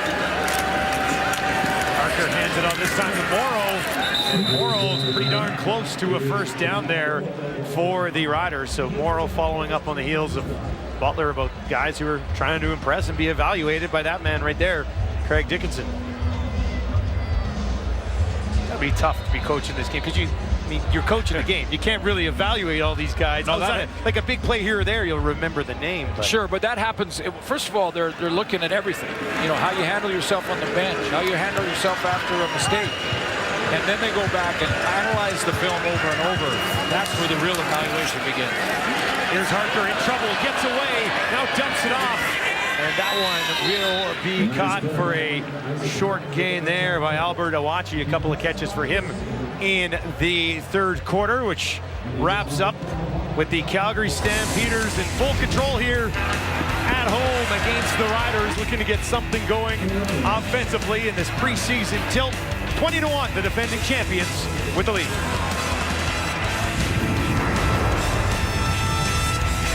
Numbers do matter, and that's part of the evaluation process. By the way, it's plus, minus, or even, right? And I've given you a whole bunch of pluses, rookie, so you got a bunch of check marks there. Nice job for 3 quarters, and we'll finish this 4th. I thought Nick Arbuckle basically validated what Dave Dickinson already thinks of him as the number 2 behind Bo Levi Mitchell. And if you were starting the regular season tomorrow, Cody Fajardo is the backup to Zach Collaros. Yeah, still another game for those guys to maybe work a little bit, but I think it was pretty obvious watching those 2 guys tonight, especially with the slow start that Watford had. Fajardo came in, was pretty consistent all the way through. Yeah, it looked like he had good command and control of the huddle and was running the offense successfully. Didn't finish the drive, I'm sure he would like to have, but he was the best of the other quarterbacks. 10 of 12 for 73 yards when Cody Fajardo was in the game. 4th quarter underway. Parker remains in the game here for the Riders. That pass deflected at the line and drops incomplete just outside of the 40.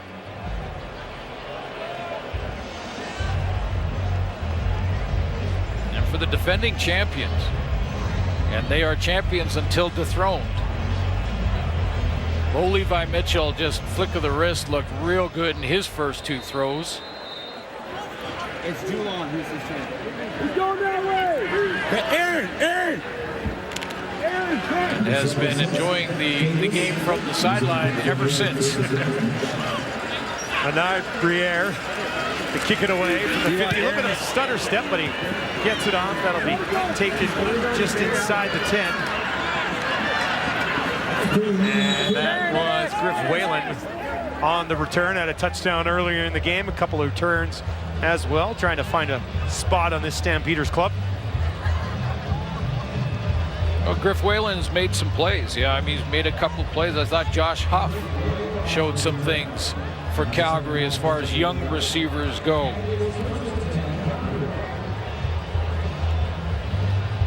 Montel Cozart will remain in here at quarterback for the Stampeders. Been able to move the ball a little bit. And of course, Don Jackson is the starting tailback. Dave Dickinson really likes his tailback group, the entire group. And the good news that Romar Morris may be back earlier than first expected, I think, is a bonus for Dickinson. But he likes his backfield this year. And Don Jackson's not dressed tonight, but he'll be the starter. He's the go-to guy on the backfield. But yeah, a lot of depth for them. Obviously, with having Williams there. Cozart is 3 of 8 for 45 yards. I don't mind the way he's thrown the ball so far here. Well, he's always got good arm strength. Yeah. You know, but again, accuracy, decisions, which guy to throw to, and you basically got to get the offense rolling. I mean, it's not that complicated. Arbuckle did it. Exactly. Yeah. Got to get the offense rolling. Cozart here. Man swinging in behind him. Makes the handoff, rolls to his left. A ton of room. Has a man. That is complete with some speed to the 40. And a lot of room on the far side here for Braverman. Braverman almost wrapped up and eventually taken down inside the 40. Daniel Braverman with a huge offensive play.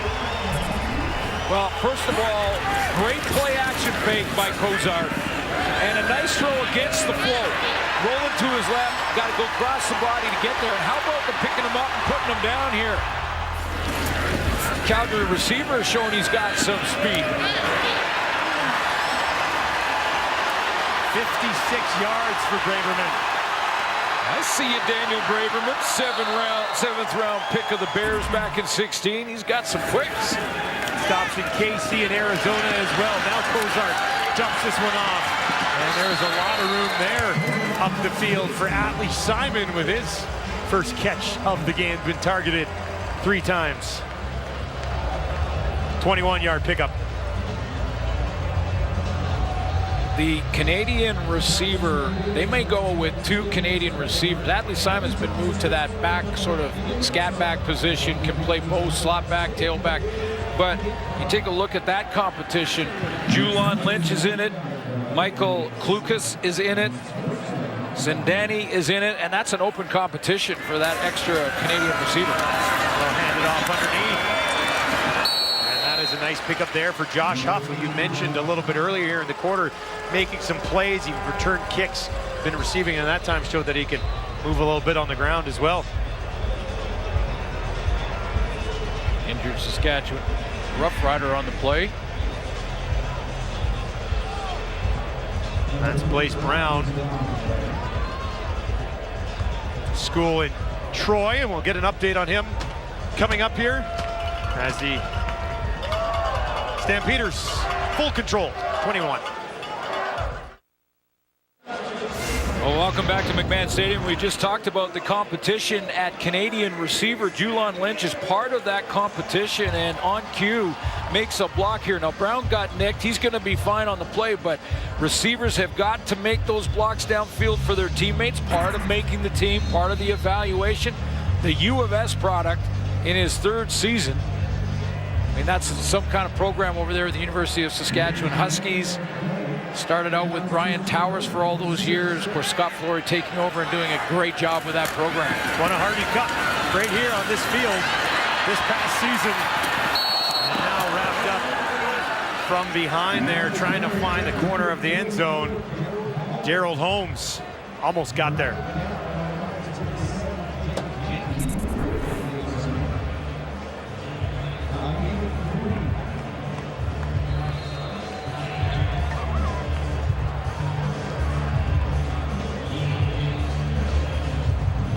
Holmes was almost home free, wrapped up at the last second, had one man to beat, couldn't do it. Got him down to the 2 though, 2nd and 2 here for Kozart. Hands it off again, chopping his way into the end zone for the touchdown. Daryl Holmes, 2nd crack at it, and he gets it done. Touchdown Stampeders, and they continue to roll.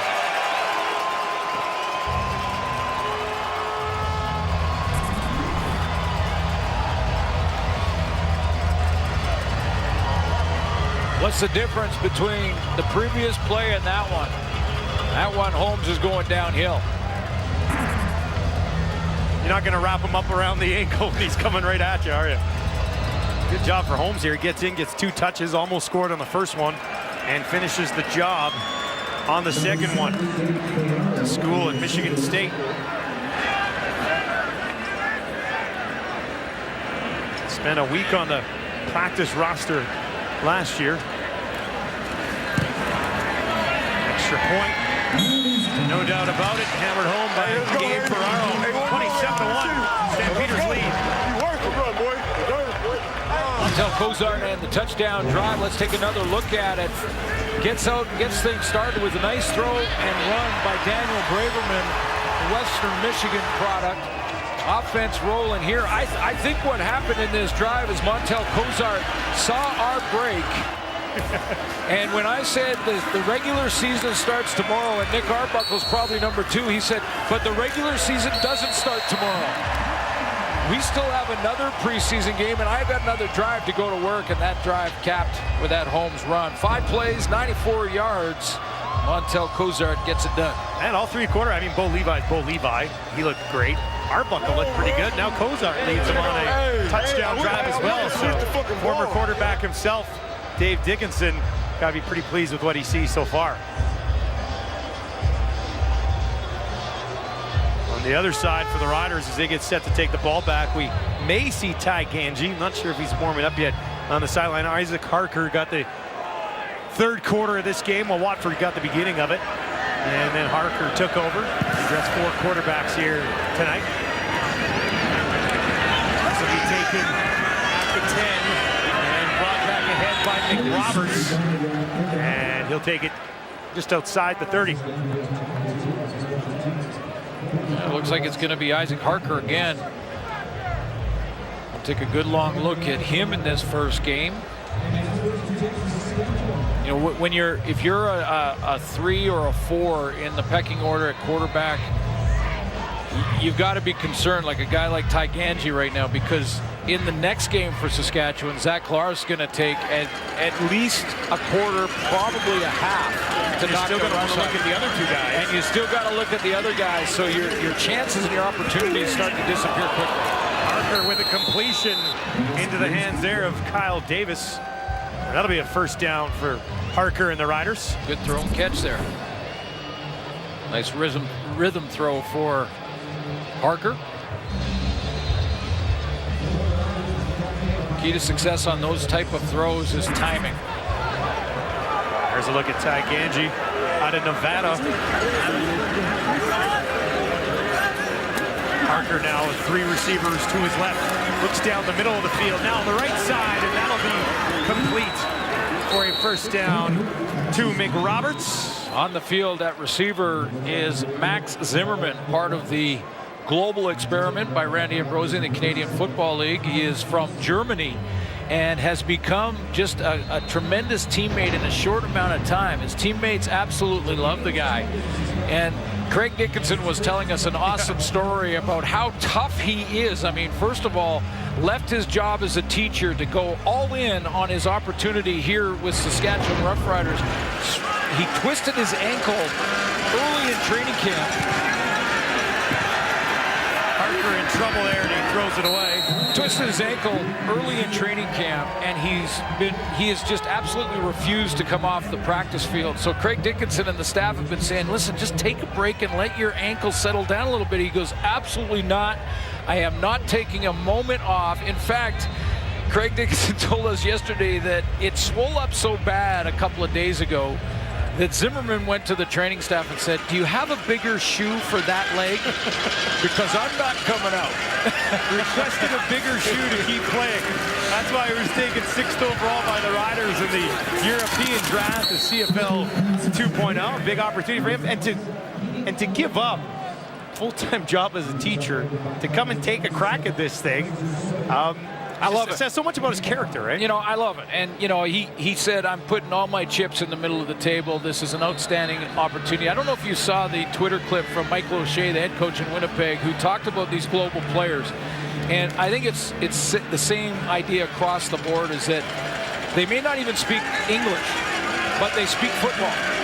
And they love the game and completely respect it. So they're out there battling, and I love it. Pressure coming on Harker. Sees it, got rid of the ball, but threw it short as he was looking for McRoberts there on 3rd and 5. So the Riders offense stalls again. 5th turnover of the game. They trail 27-1.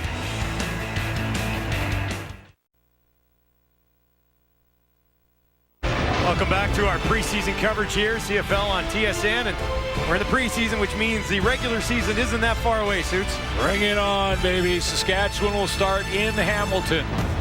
Montreal takes on the Edmonton Eskimos. This is going to be an interesting Grey Cup rematch.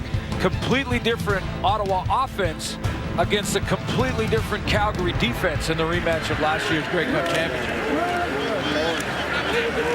Hand off, brought ahead there by Ladarius Galloway. Took that ball from Troy Cook, who is now in the game. And you've got a Troy Cook story from a little bit earlier on about the AAF. Well, they had their one player regional quarterback that they drafted protected. And I know the league didn't last very long, but he was the very first pick overall. The Memphis Express. So, yes, it didn't last long, but kind of interesting. He'll always have that. He'll always have that, yeah. Put that down in your phones for trivia later on, people. Now here's Cook.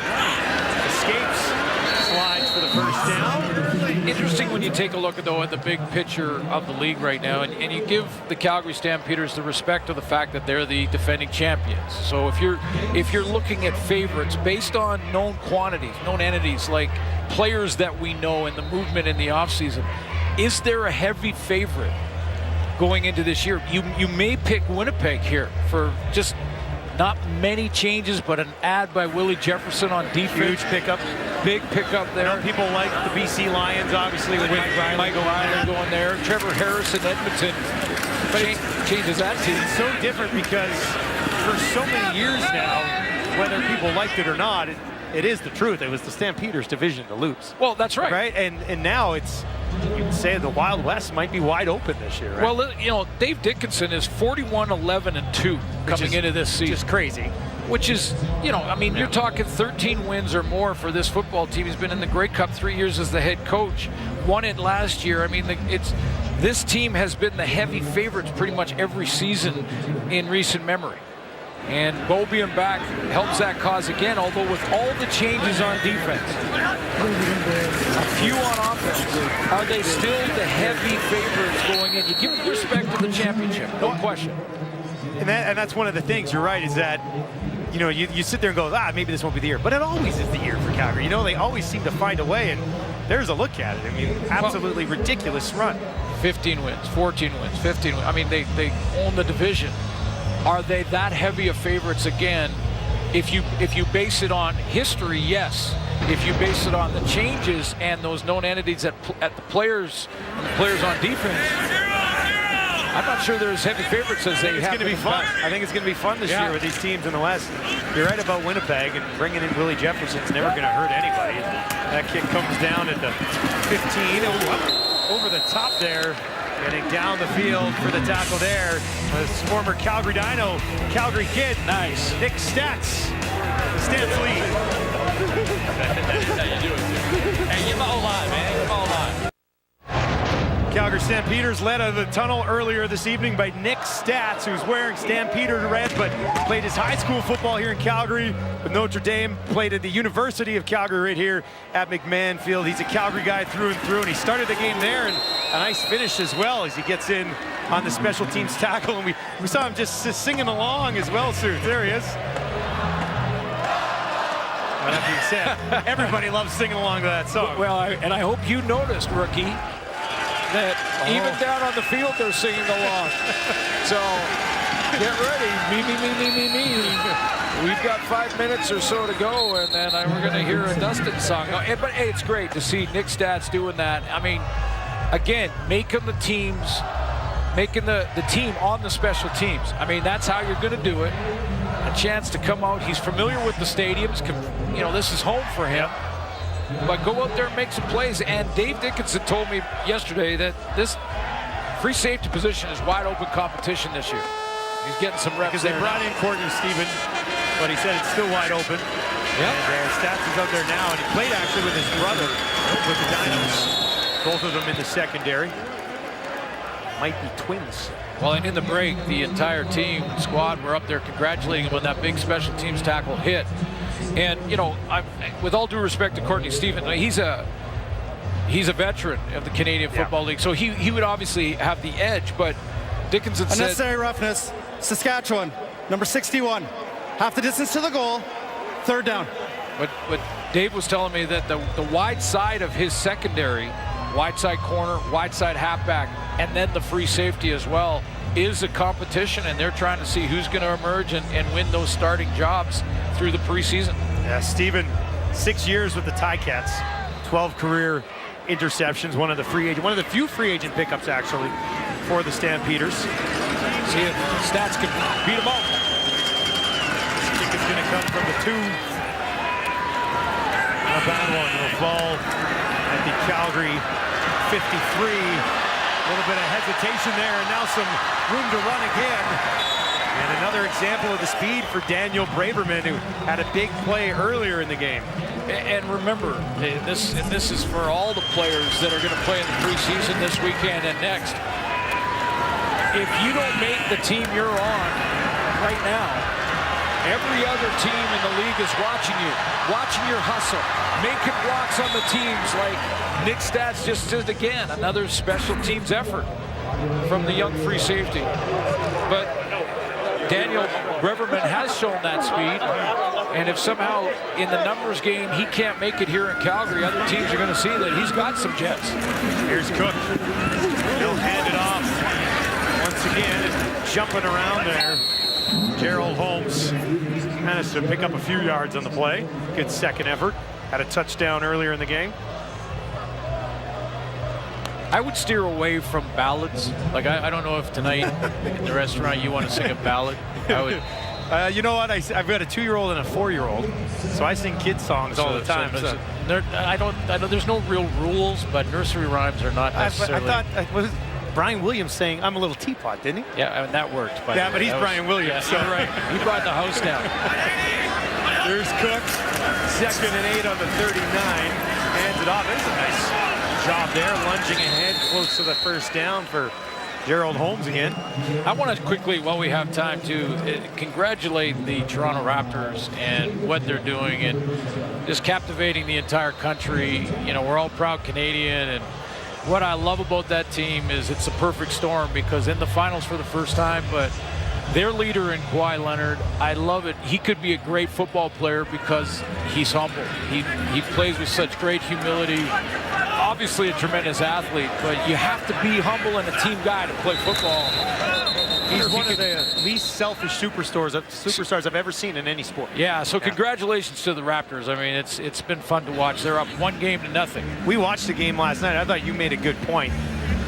The Warriors didn't look like they had any sense of urgency. Yeah, they're going to snap in. It's going to be a tougher game, too. It'll be a good series, though. Exciting, yeah. Game 2 we'll have for you, of course, right here on TSN on Sunday. There's a We the North fan.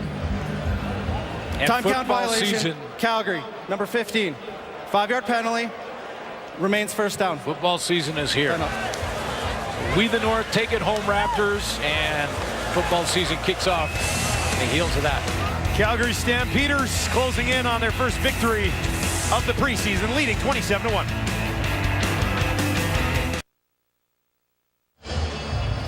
There's a look at the Dickinson brothers, who will meet again regular season July 6th. For more on that matchup, Jermaine Franklin. Thanks, Dustin. Yes, the Dickinsons did say after halftime that they didn't notice each other, but Dave did say that it was going to be a little bit different facing his brother as a head coach. And when Craig became the head coach of the Riders, it was a bit of a role reversal because he's been in the coaching game for so long. It was him that always gave Dave advice, but since Dave has been the head coach for a few years, he's been giving Craig some advice. And one question Craig did say, he's like, how did you find the time to go home at night now that there's so much on his plate as a head coach? So it's obviously a balance that everybody has to find. And one thing that came full circle, Dave gave Craig his break when he introduced him to Wally Buono, and Craig, when he was offered the head coaching job, was staying with Dave in Calgary when he got the phone call. Thank you very much. And if you're Dave Dickinson, you won 2 Grey Cups in the last 5 years, you can leave whenever you want, can't you? Or stay as long as you want. Here's Cook with a completion.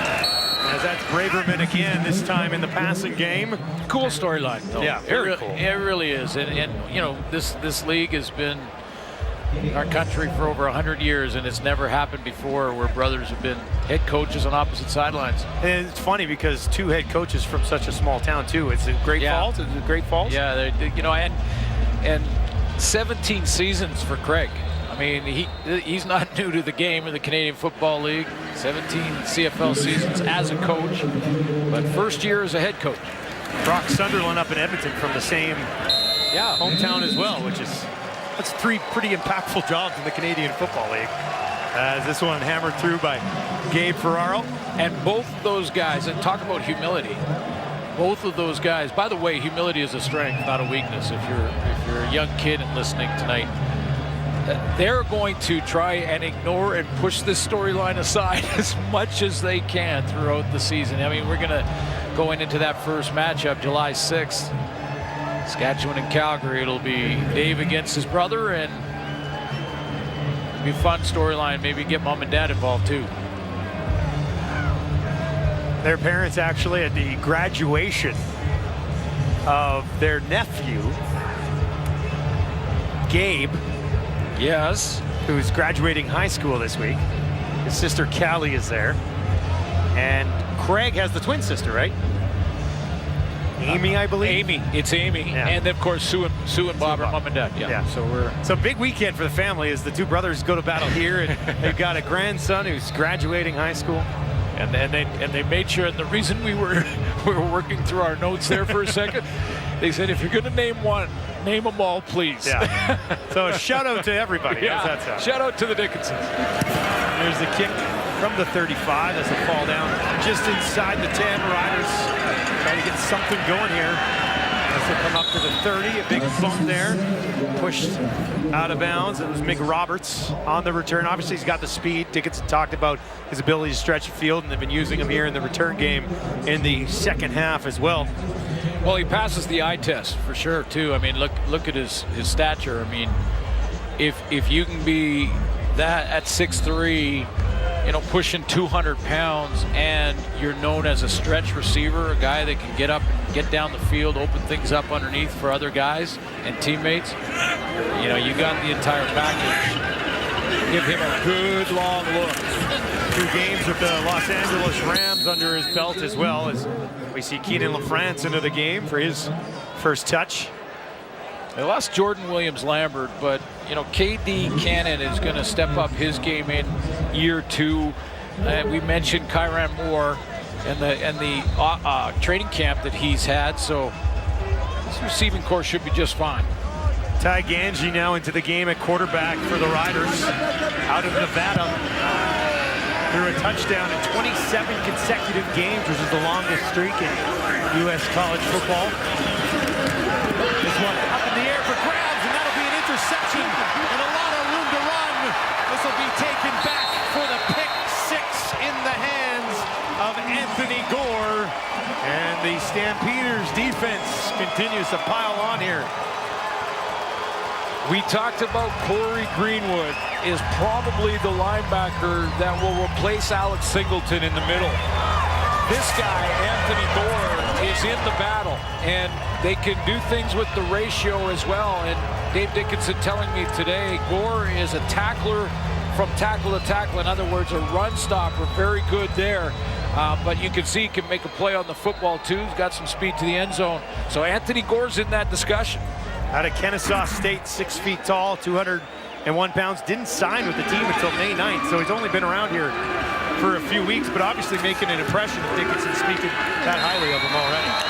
Now that's not on Ty Ganji either. That ball was tipped at the line of scrimmage and up for grabs, but Gore was in the right spot. And that's half the battle. Know your assignment, be in the right spot. Really not on Ty Ganji. Too bad for him that this is how his reps start, but there's a play. That's a check mark in the plus category. Definitely something that will be evaluated in a positive way. Let's see who got the hand on that at the line, but Saskatchewan turned the ball over 6 times tonight, so they're going to want to clean that up in preseason number 2, and the veteran Zach Collaros comes right over. Don't worry about that one. Yeah, they were talking about yesterday with Collaros and how busy he'd be on the sideline, communicating with all the quarterbacks. You've got 4 guys who are going to be getting part of the game. If you want Zach to be in the mix with most of them there. Now Ganji's got to get rid of that one. Just let that one go. Tipped at the line of scrimmage. That's a play by a D lineman. Didn't get that number, but tipped to the linebacker, not on the quarterback necessarily, although you want to throw around and find your window. Cody Fajardo on your left, the best of the backups for Saskatchewan tonight. Watford on the right there in the battle for that job to back up Zach Collaros as well. This ball will be taken at the 12. It's McRoberts again, and kind of just leisurely worked his way up to about the 31 before he's forced out of bounds.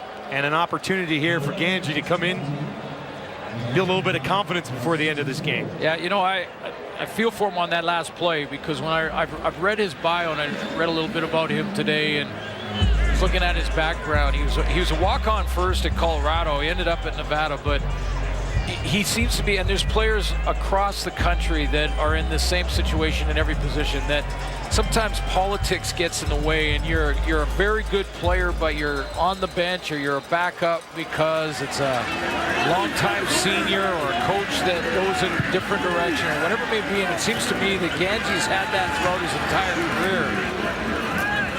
And that means he is hungry. That's the player that comes out of that and still gets an opportunity at the pro level is going to be hungry, because he wants to just fight off all that politics and say, hey, give me an opportunity and I'll show you what I can do. So hopefully he gets some reps. Maybe he's got a minute here, but hopefully get some reps in the next game. Definitely showed what he could do at Nevada. He was a team MVP in 2017 and 2018. So everything he went through, he definitely became a very important piece. Just a couple more snaps in here with 1 minute and 10 seconds remaining. Let me ask you this, because we talked about Craig Dickinson saying, winning doesn't matter. It's the preseason. He's right. But knowing Regina and Saskatchewan 37-1 might matter, will it not? It will to some in the media. Okay. It won't to Craig Dickinson. Oh, definitely not to Craig. No, I wasn't and it thinking won't that. to the staff. But there will be some that are going to be real concerned with this. And again, Dave started his starters in the first quarter. Yeah. Being the home team here, and easy enough to do. We've got a flag on the play. There's Georgina on the right. Georgina Paul. Yeah, and Emily Clark, female officials here in this game tonight. We started the game with it. These are the last two plays, and a little bit of pushing and shoving, and they're not at all worried about getting in between these guys and saying, hey, calm it down, or I'm going to have to throw a penalty flag on you. There's Emily Clark and Georgina, and that was the work of Georgina, and then you got Emily Clark as well. Again, lots of experience as officials, amateur football and at the college level, and getting an opportunity to take the next step. Procedure, no end. Saskatchewan. That penalty is declined. Unnecessary roughness, Saskatchewan, number 69. 15 yards from the end of the play, second down. As a center, Braden Schramm getting the unnecessary roughness. Clark from right here in Alberta, Langdon, Alberta. Dickinson making some notes on the sideline. Obviously a lot of tape to work through here now. And as a coaching staff, you must love just getting the tape. Like if this year's team gets some film and start working on a few things. Or at least start evaluating a few guys. Exactly. And not looking at last year's, because last year can be irrelevant in some cases. Angie hands it off this time. And that was LaFrance on the carry. It's college ball in Manitoba. The Saskatchewan Roughriders, we showed you, they open on the road. They open in Hamilton, and then they'll play Ottawa. Week 3, they take on Toronto. So 3 teams against the East to kind of find their way. And I'm not being disrespectful to the East Division. Certainly not the Hamilton Tiger Cats. Changes in Ottawa at quarterback. Toronto's trying to figure out their quarterback situation. James Franklin, one of them there, but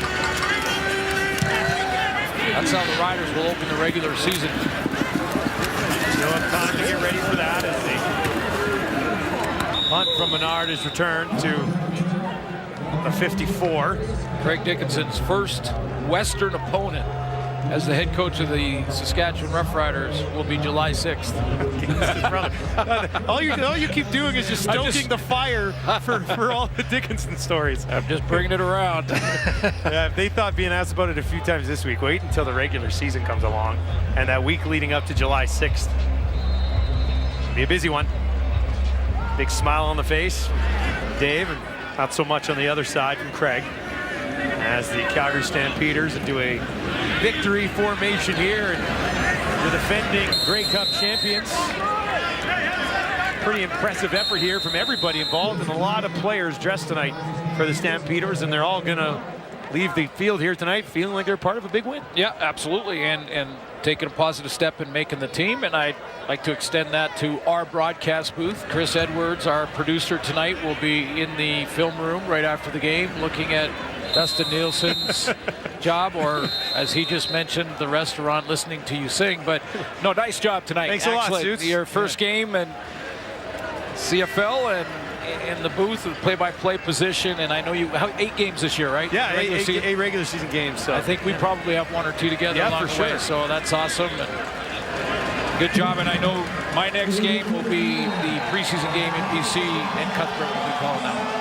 What do you take away from this one, Glenn? What's the final thought for you on the Stampeders 37-1 win? Well, I think Cody Fajardo took a step as the backup quarterback for the Saskatchewan Roughriders behind Zach Collaros. I think Dave Dickinson's got to be happy with his quarterback play, but still has to rework that defense in a big, big way. We'll see. The battle for that backup position behind Zach Collaros. Fajardo 10 of 12, Lodford 8 of 12, and Harker 5 of 10. So all 3 of those quarterbacks doing a little bit of something, but not able to get the offense going here at all for the Roughriders. So that'll be a major focus.